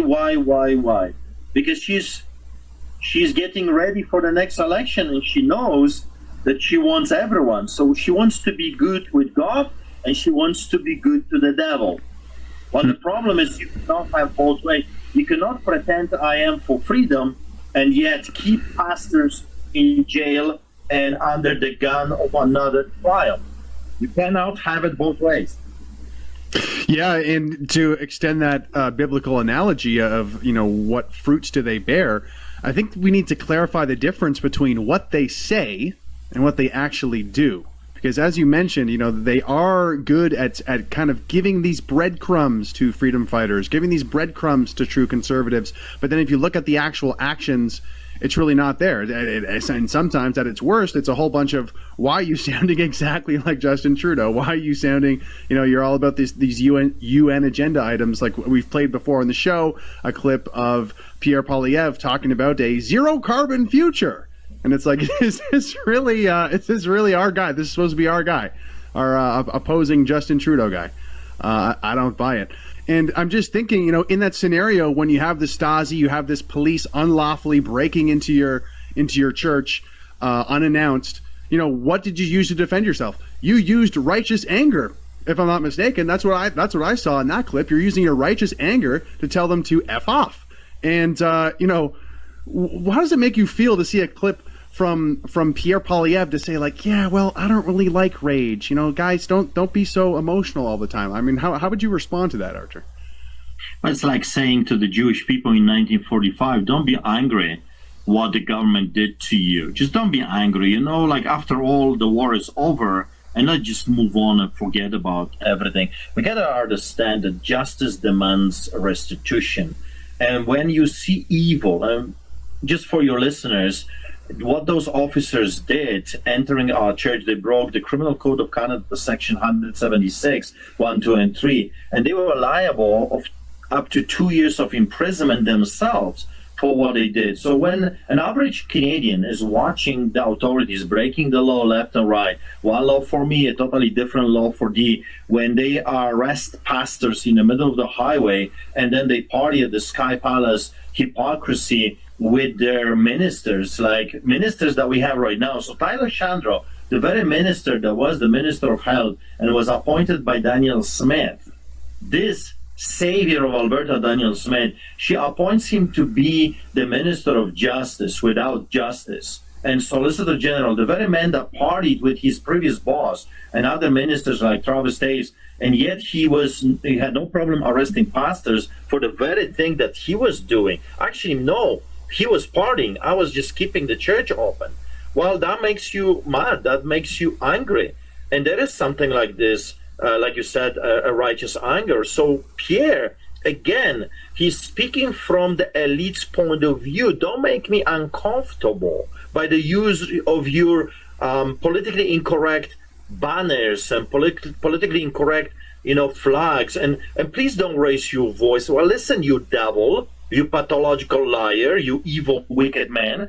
People are dying. People could not see their loved ones when they were dying because of you. You were in power, you were in government, and you allowed this to happen. You did not speak for the people that were dying. The government enslaved the entire population. We couldn't fly, we couldn't move. In some provinces, you could not go from one place to another. And you did that, Pierre. You were in power while this was happening. And somehow it's like appointing Goebbels back into power because Hitler is dead. So now let's just have the Nazi high-ranking officers in power. Let's together rebuild Germany for the Jewish people and for the whole world. This is insanity at the highest levels. So my answer to him is very simple. Let me take away everything you have, your home, your job, your pension, and your money, and we will see if you're not going to raise your voice. I would like to see him being subjected to what we, the slaves, the modern day slaves, because that's how they treat us. They treat us like we're stupid and we're just simply slaves. You know what a good slave does? Keeps his mouth shut, put the muzzle on, and do not raise your voice. Pierre plays the game against Trudeau, a bad cop and good cop, because he wants to be in power. He's no better and no different. Just like Stephen Harper was viewed as this great man. It was Stephen Harper that opened the door to WEF.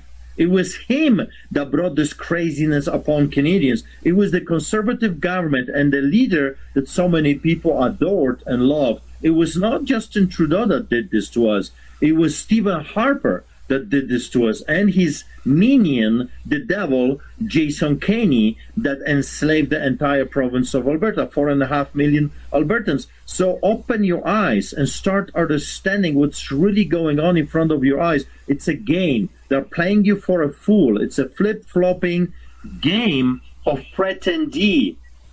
Trudeau has so much hate right now, so they need to replace him with someone that sounds better and feels better and looks better, but they will still keep implementing their final solution, if you will. What is Pierre talking about? Net zero. You know what that will do to Canada?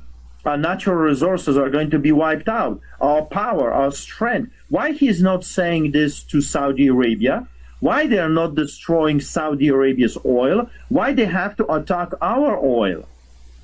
It's a simple question, right? They're talking about ethical oil. Ethical oil. There is nowhere on earth more ethical oil than in Alberta. In Saudi Arabia, they're throwing people off the buildings. They treat women lesser than cows. You're talking about ethical oil? You're talking about supporting evil regime? While taking oil from Saudi Arabia is supporting evil.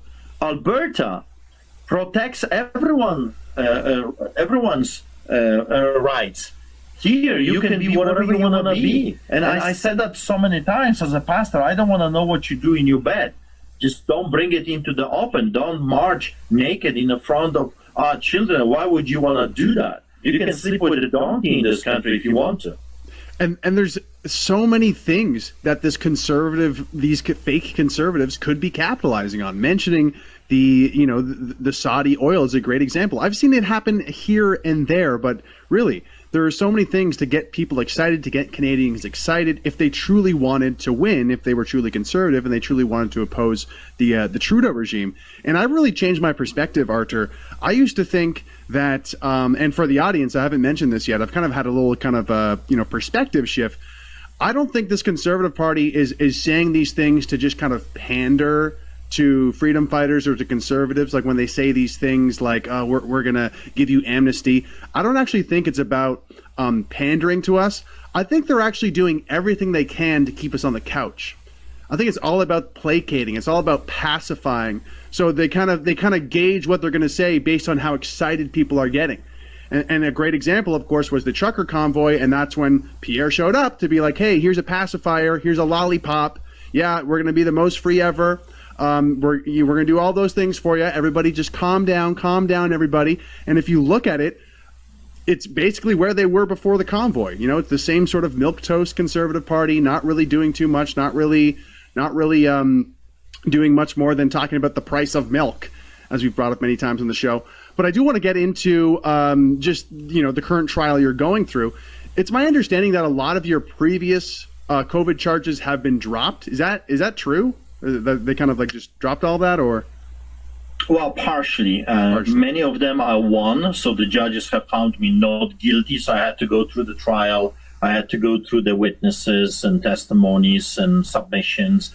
They would take me through the ringer all the way. Sometimes the charges were withdrawn, and sometimes they would take me through the trial, and then they would stay the charges. So the game, it's a big game, and the doors are huge. And sometimes, for example, just give you this example, how evil the Crown prosecutors are, how corrupted the justice or so-called justice system in the province of Alberta is under the leadership of Danielle Smith, and of course the so-called Minister of Justice, Tyler Shadrow, the SS Gestapo evil man that murdered people in the province of Alberta during the lockdowns.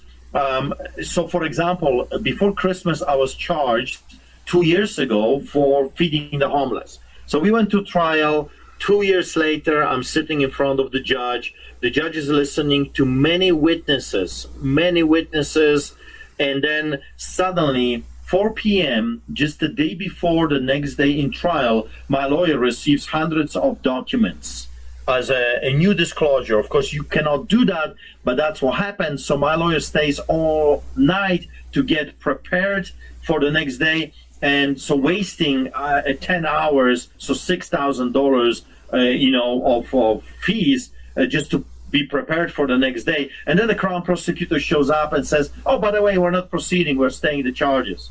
Those types of games they're playing all the time. For example, Stephen Johnston, that pathological liar, Crown prosecutor from a special prosecutor unit, like a special SS of today, Stephen Johnston, remember that name. This guy lied so many times to the judge, it's not funny. He lied about my vehicle, he lied about what I said, he lied about saying that I cost Canadian economy over $400 million worth of damages. I mean, he's a pathological liar.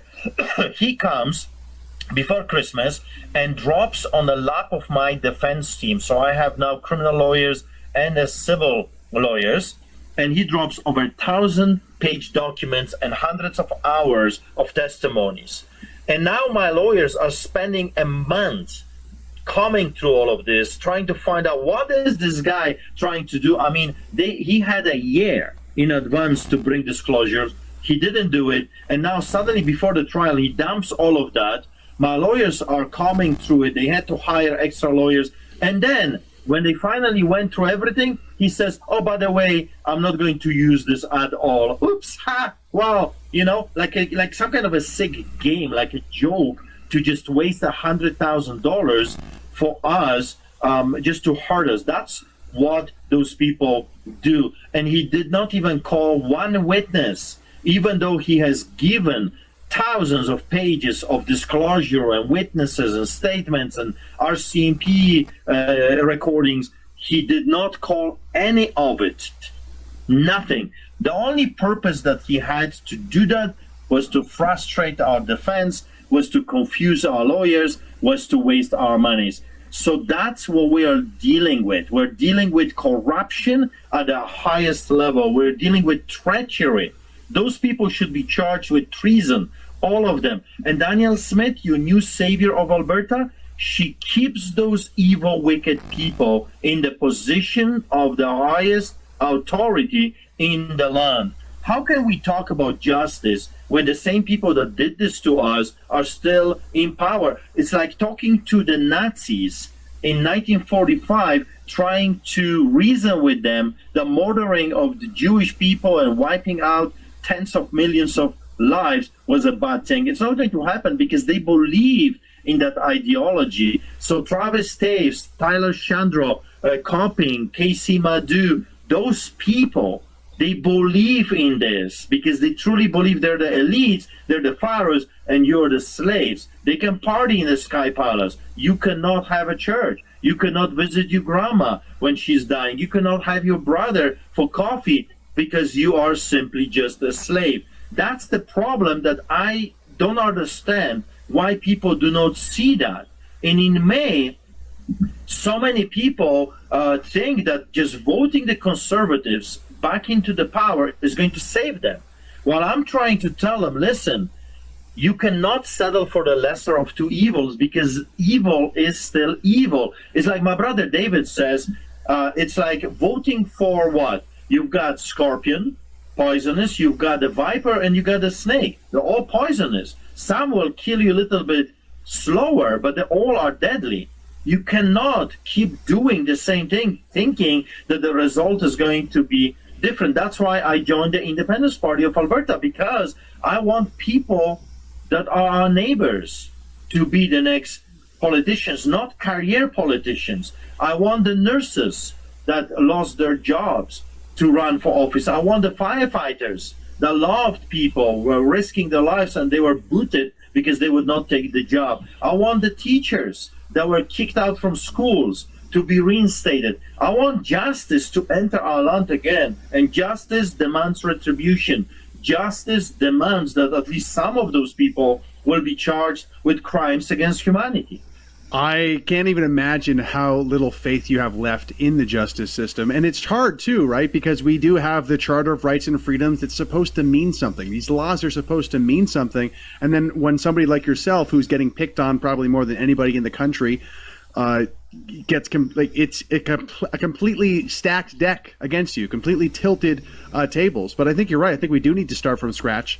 But I do want to bring up let's get to the next. You were just talking about the COVID charges, right? This isn't even the current charges that you're dealing with now. Pawlowski has pleaded not guilty to mischief and breaching a release order, as well as a charge under the Alberta Critical Infrastructure Defence Act of willfully damaging or destroying essential infrastructure. Artur, I know you can really give a good sermon. But did your words actually disrupt and destroy infrastructure somehow? I know you have a deep voice, but oh my God! I know. And when I read that at the very beginning, I could not believe it. Like, my God, I didn't know I am so powerful. I mean, like a Superman or Spider-Man of some sort. What did I say to the people? Well, I told them to do it peacefully. I told them to stand up for the God and state-given rights. I told them no guns, no swords. I gave them a little bit of a history that I saw with my own eyes with Lech Wałęsa. We can I can play a great clip from it right here if you'd like. This speech, this sermon, is the Crown is trying to say this was criminal. So let's just play a clip from it right here. Now we have a moment in the history of our beloved country for them to deal with the Trudeau Castros and traitors Kennys. It's about time for Canadians to rise up and start roaring. Let's go! And talking about peaceful resolution. I'm not talking about guns and swords. They've done this to me for the past 2 years. I was the first Canadian to be ticketed with the COVID tickets in March of 2020. And yet I'm still standing in front of you. 15 arrests, 100 court cases, 340 citations, and I'm still standing in front of you. How come? Because our God is bigger than their God. Because we stand on the right side of history. Because we are doing what is right and just. We are doing this for our children. Look at this girl here. Look at her eyes. What kind of a nation she's going to have in a few years? That's up to you, every one of you. You are deciding today what kind of Canada is going to be for her. You see, my people, in my country, in 1980, finally they said, our children are worth fighting for. So powerful. And, you know, when I watch someone like yourself speak, when I watch somebody like another political dissident in Canada, Jeremy McKenzie, he delivers amazing speeches as well. Whenever I see powerful men like you two speak, I think to myself, man, wouldn't it be great if this guy was an actual politician who could like pull the levers of power in this country? But unfortunately, they're the people you're getting targeted and thrown in jail for simply giving an inspiring speech like that, complete with referencing, you know, communist Poland. And it's like, you know, as a Canadian, it's so disheartening that this is not being celebrated or championed by conservative politicians. Once again, it's completely unbelievable. Leaves me speechless. Because they are treacherous. They are traitors. I mean, I don't know how to emphasize that even more. They are traitors to the very people that elected them. They're not conservative.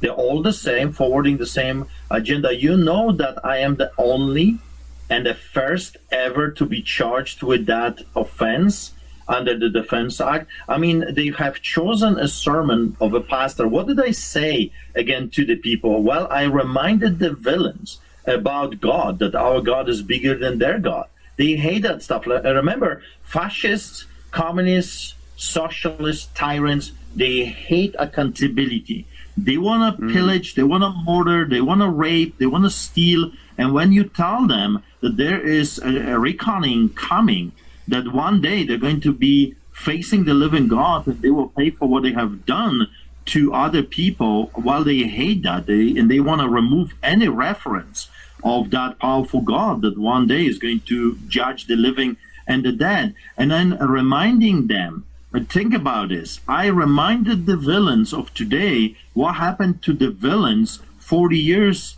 before. I've told them about solidarity movement. I've told the Canadians how we can beat the villains of today easy.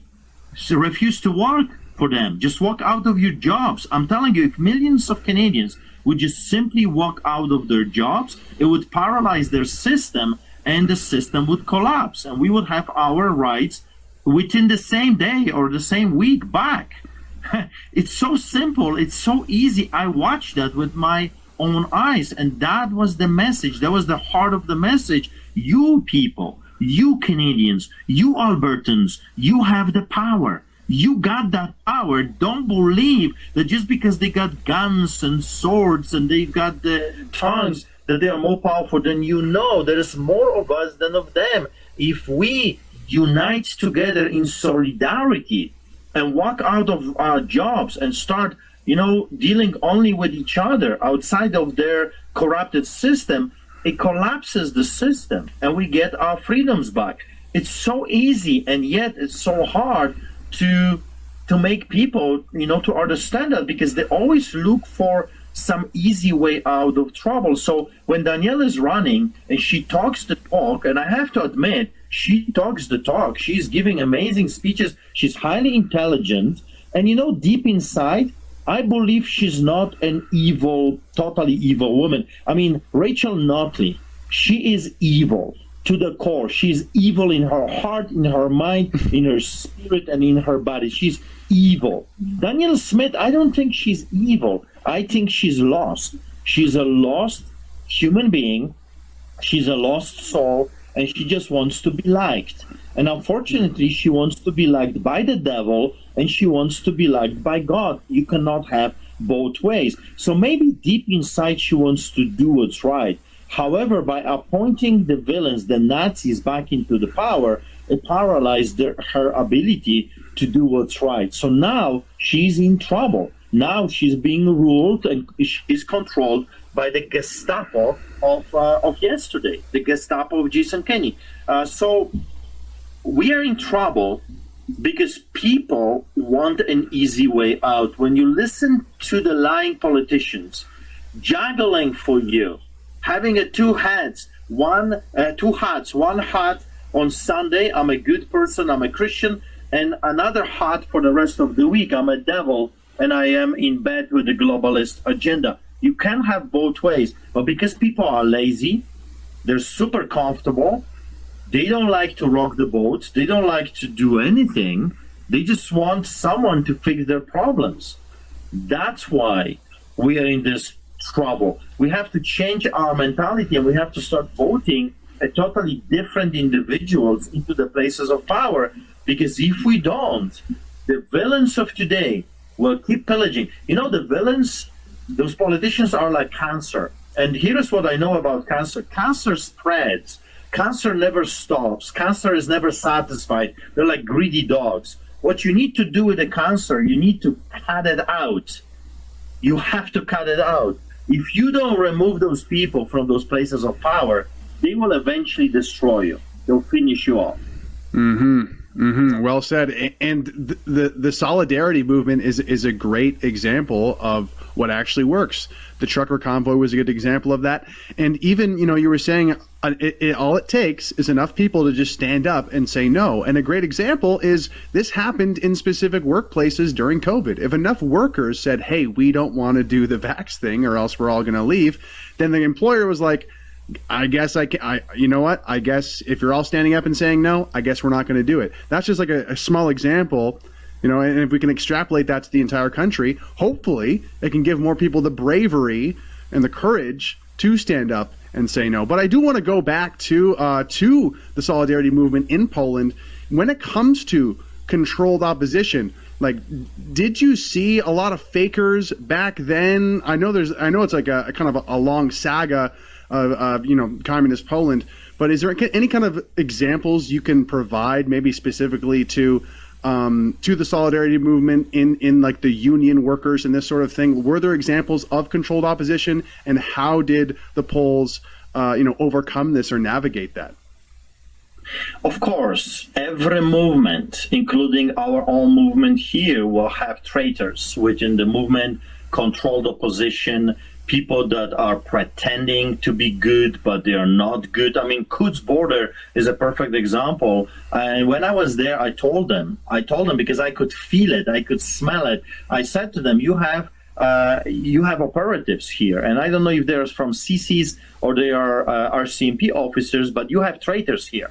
You have people that want to hurt you here, and they're going to lie, they're going to do something to you to hurt you because the government is scared of unified movement. Like we saw, over 1 million Canadians came together in solidarity with each other. That's power, and the government got scared. So they're going to lie, they're going to do all kinds of evil against you to stop this from happening. Poland was not immune. We had traitors. We had people that were infiltrating the freedom movement, but here is what it killed the opposition. It was more of us than of them. Simply, there was millions of Poles that would not put up with this, and the voice of the people that wanted freedom was bigger and stronger than the voice of the controlled opposition. You know what's right now is happening around me? In this time, the gossip, the slander. You know what they're accusing me right now? They're accusing me that I kidnapped my wife when she was 7 and married her when she was 15. And it was like nonsense. We are the same age. We've met when I was 20. She was 19. We are 6 months apart, but the same the same year. We were both born 1973. And sorry to cut you off. Is this kind of just random gossip? Is this published somewhere? Like how do these rumors come about? Where do they come from? Do you know? Yeah, social networks. They're being sent everywhere, right? To cause, concern, to put the gossip, to make the public not support you anymore, because they'll see, he's a bad guy, I'm not going to support him anymore. Yeah. That's right. And the nonsense is unbelievable. For example, I was a very successful businessman. I used to own 7 houses. I owned properties, acreages. I never hid it that I was very successful. I was a millionaire. I was driving sport cars. I was having office in Bankers Hall. I used to own a media outlet, a magazine. I was never hiding that. I mean, since when being successful is something that you should be ashamed of? But somehow they're saying, oh, he owns 3 houses next to each other. Yeah, I turned one into a kitchen, another one into a storehouse, and I live in a third one. I never hid that, but somehow that's a bad thing, right? Mm-hmm. They are claiming that, I married my wife when she was a child. That was my child bride. I mean, nonsense like this for one purpose, because you have controlled opposition that is afraid. They have a job, they have an agenda. In Poland was the same thing. They were trying to spread rumors about the leadership of the Solidarity Party, or this guy is bad, this guy works for the Soviets, this guy, this is nothing new under the sun. The Bible says it's the same tactics. They need to destroy the unity of the movement when they fear the movement. In Poland was identical, the same thing, but with more of us, more of good people that knew better. If you want to believe that I married my wife when she was a child, you're plain stupid, because you can ask me, or you can come and my wife will show you a driver's license of her date of birth. But if you believe in that nonsense, then you're stupid and you deserve the government you have. But that's the tactics of the operatives that are trying to discredit leaders in the country, people that they fear. And believe me, 16 arrests, over 100 court cases, 340 citations are loud and clear. They are afraid of someone like me. I think I broke some kind of a Guinness Book record of getting tickets on earth. I've never met a man that had more tickets given to him. And of course, the tickets were for me being a pastor. So that tells you everything, that they will spread rumor, they will spread gossip, they will attack you, they will try to stop you. Danielle Smith tried to bribe me. I had a number of times the UCP government under her leadership coming to me, offering, the latest one was, if you cross the floor, if you come to us, abandoning the people that elected me to represent them, if I do what she did years ago, then I will receive a guaranteed seat at the legislature. My answer was very, very simple and very quick. I am not a whore of Babylon. I do not cross floors. I do not abandon my people. I'm not Judas Iscariot. I'm a pastor. I am a very faithful man. I stand with my friends. I do not flip-flop because of the politics or money. The government offered me $2 million bribery if I stop doing what I'm doing. I'm not for sale. I was bought by the precious blood of Jesus. My Jesus already bought me. Therefore, you cannot have me. You cannot buy me. I'm already bought. And I vowed that if elected, I'm going to do what I believe is the right thing, which is clean the house, bring back accountability, checks and balances, elect judges, elect chief of police, elect constitutional sheriffs, do a reformation within the healthcare system, within the educational system, and bring our own police force. That right now the RCMP is acting like a private muscle and mafia gangsters for Justin Trudeau Castro.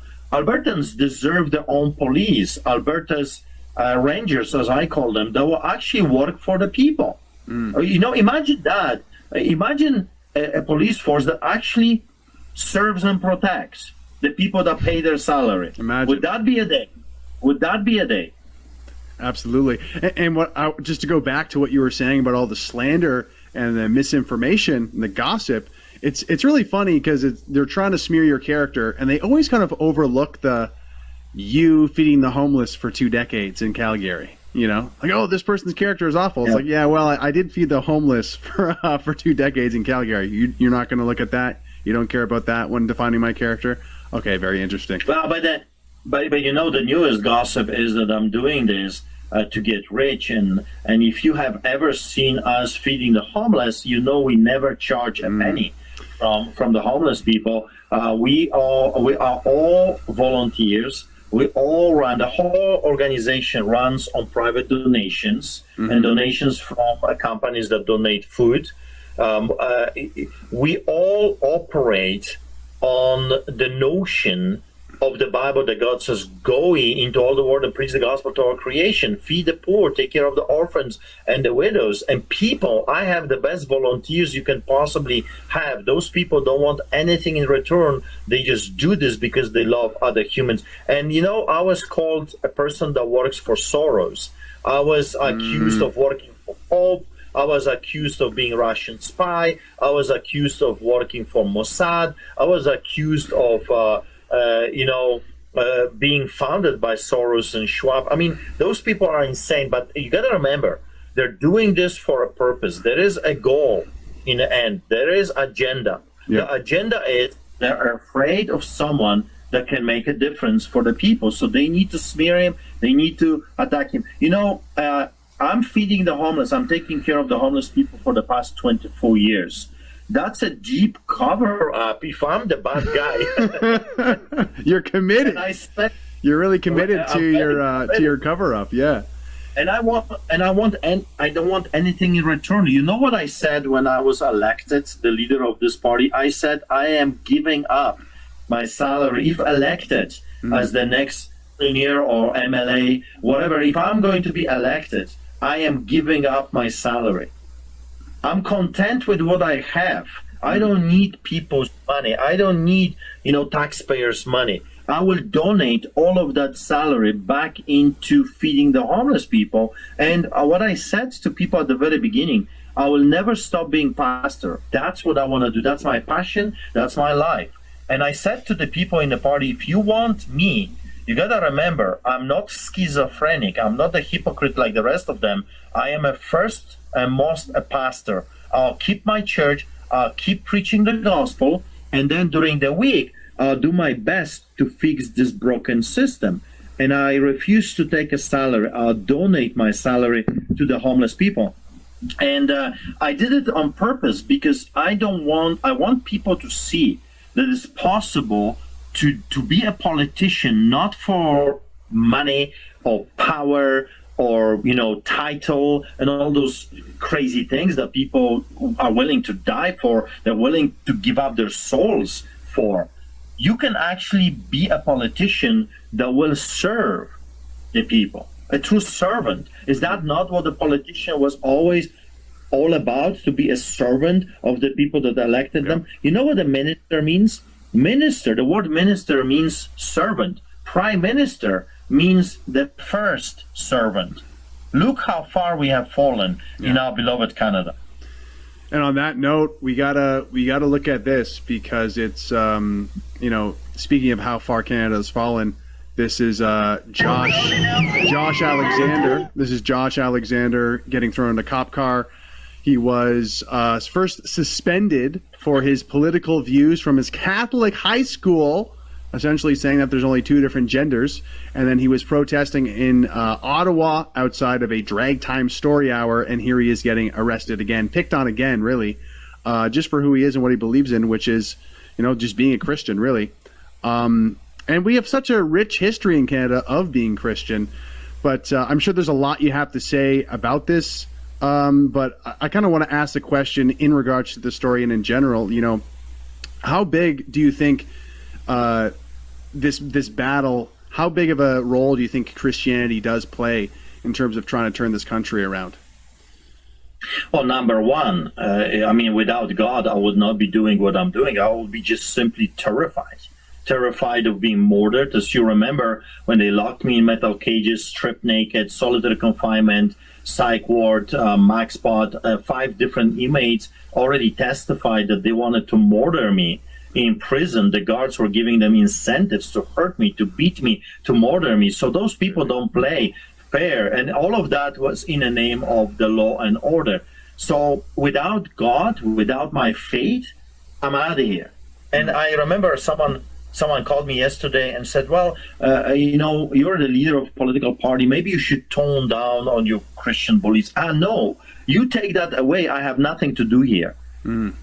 If you do not allow me, if you will not allow me to fight in a spiritual realm, to bring God of sanity back into this realm, the Bible says where the Spirit of the Lord is, there is liberty. I want my children to live in a free country. And the only way we can achieve that is by inviting God of freedom back into our country. Canada was built on the Word of God. Peace Tower with scriptures, our national anthem, God keep our land glorious and free. O Canada, we stand on guard for thee. The name of our nation, Dominion of Canada. Canada is not Canada.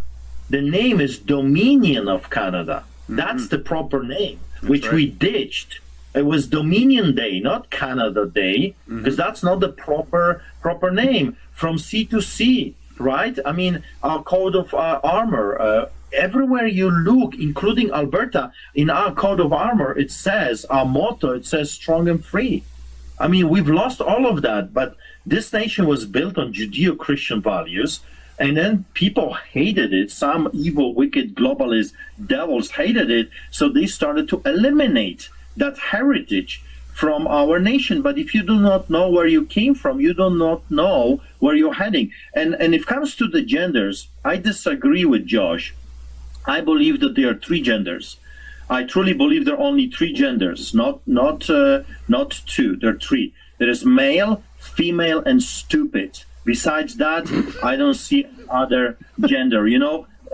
It's ridiculous to say that we have 100 or 1,000 different fluid genders. So if I feel okay, so let's go like this. Okay, let's follow their way of thinking. So I feel today, I feel like Premier of Alberta. I want office of the legislature. Well, if that's how you feel, then I guess I need to respect that. I feel as a Premier of Alberta, Daniel, please step down, because if you don't, you're hurting my feelings, and you could be arrested for that. Is that not what Josh did? He hurt some crazy, psychopathic, perverted people's feelings. And he had, we're living in a country that those liars in the political realm are telling us that we are living in a country of law and order, that everyone is treated equally, right? Well, no, because Josh, and of course me hundreds of times, but Josh right now is just proving to the whole world that you got 2 categories of people. You got the perverts and the elites that can say and do whatever they want. Justin Trudeau can come on television and mock my faith. He can mock my Jesus. And yet, this young fella cannot stand against perversion, standing on his beliefs. That's insanity. That's corruption. That's tyranny. That's dictatorship. That's exactly what I remember growing up under communist dictatorship. That's exactly what my grandparents told me, how life was under the Nazi, under the fascism. This is a hybrid, a combination of fascism, communism, and socialism. So Josh, take it or leave it. Believe the way he believes or not. That's not the point. The point is that this kid has a right to be different than another person and to believe differently. If the homosexuals can have their corrupted flags and their ideology and left and right, why can't I have mine? After all, we are all saying that we have charter rights and freedoms, and we are under the Constitution. And yet, of course, in practice, that's not the case. It's shocking, and we are watching this in front of our eyes. I'll tell you this. If elected, if God will do a miracle, and people will finally start seeing what I'm trying to tell them and elect me as their leader, I will turn Alberta into a sanctuary of freedom, sanctuary of guns, where you will be able to defend yourself, a castle defense. I'll bring back into this land. You will be able to be protected if you are a law-abiding, respectful gun owner. You should have a right, protected by the government, to protect your livestock. When you're living in a rural Alberta, and when you call for the police, it takes sometimes an hour for them to come. When a villain comes into your property, he comes with intent. You should be able to protect your loved ones, your wives and your daughters from rapists. Why do we penalize the victims while going after the villains? I don't get it. I don't understand. Are Albertans okay with that? Because I'm not. This will be a sanctuary province where freedoms will be cherished and more protected by the government.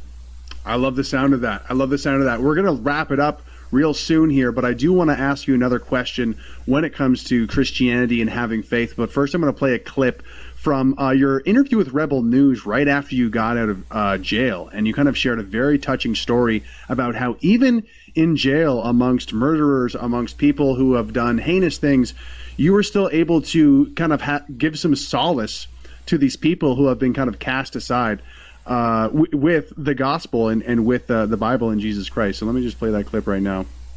By the time I was transferred, a few days later, I had 5 people at my Bible studies. I prayed with multiple inmates, and believe it or not, inmates were starting to come to me for blessings and just talk to me.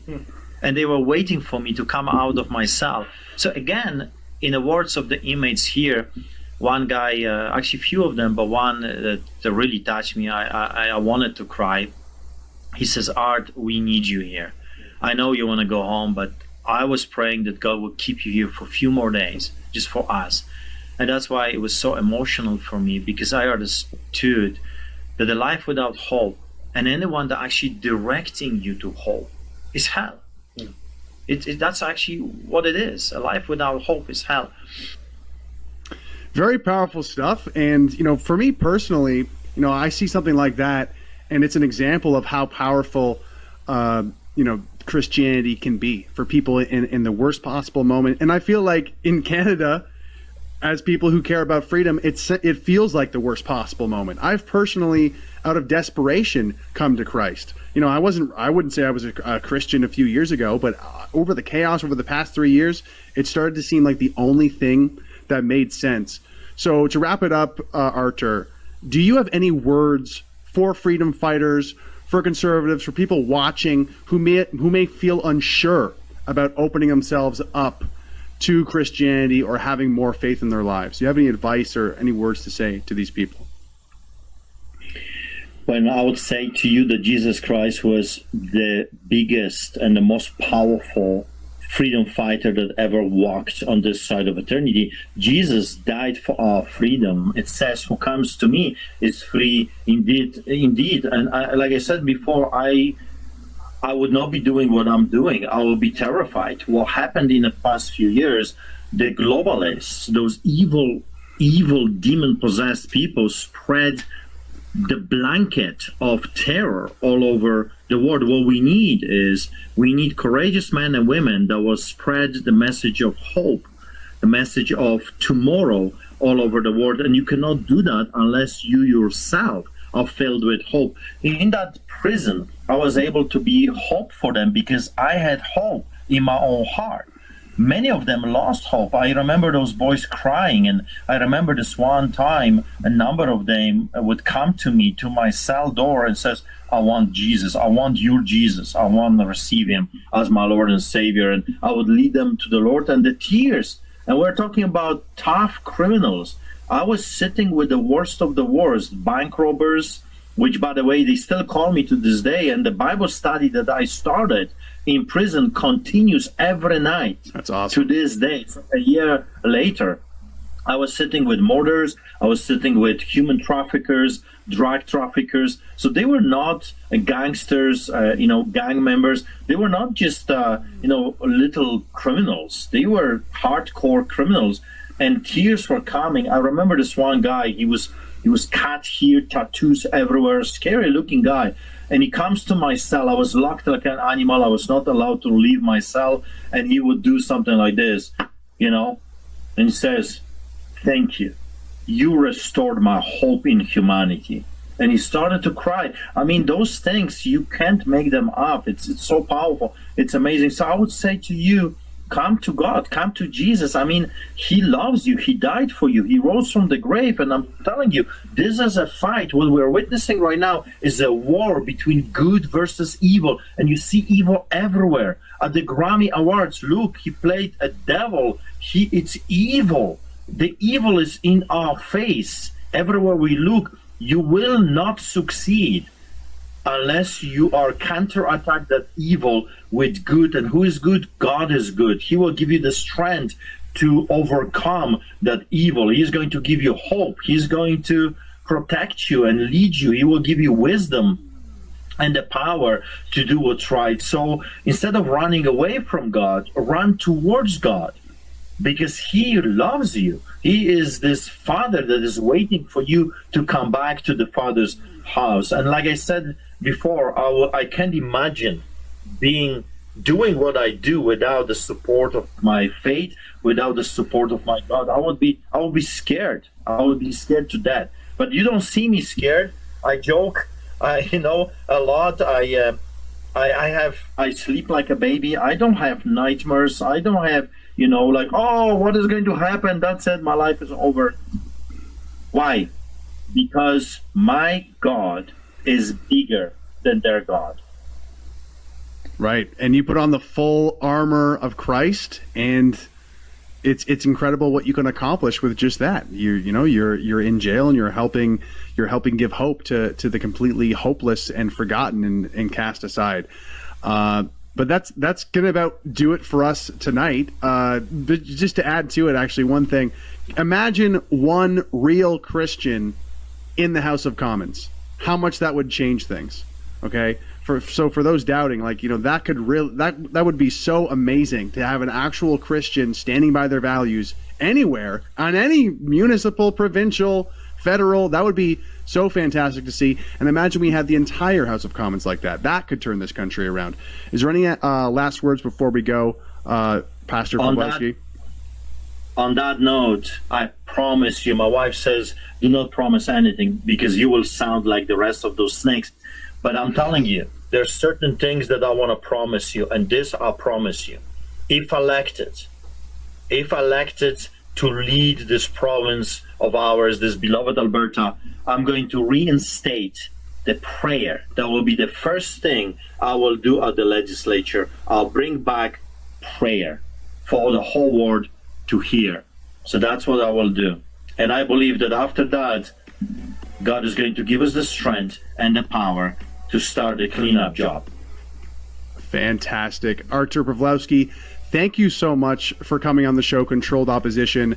For your ongoing legal battle, you can go to streetchurch.ca, or you can even send a direct e-transfer to Artur Pawlowski at art@streetchurch.ca. Did I get that correct? Yes, art@streetchurch.ca, yeah. Fantastic. Is there anything else you wanted to plug before we go? Just God bless you. And remember, we already won. The enemy just doesn't know it yet. Fantastic. Thanks so much, guys, for watching. We're going to talk to you next week. And, of course, thank you again, Pastor Artur Pawlowski, for coming on the show. And finally, it is okay to demand higher standards.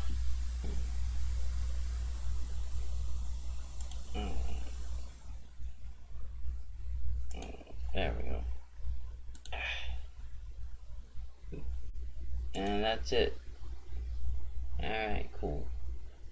Good night.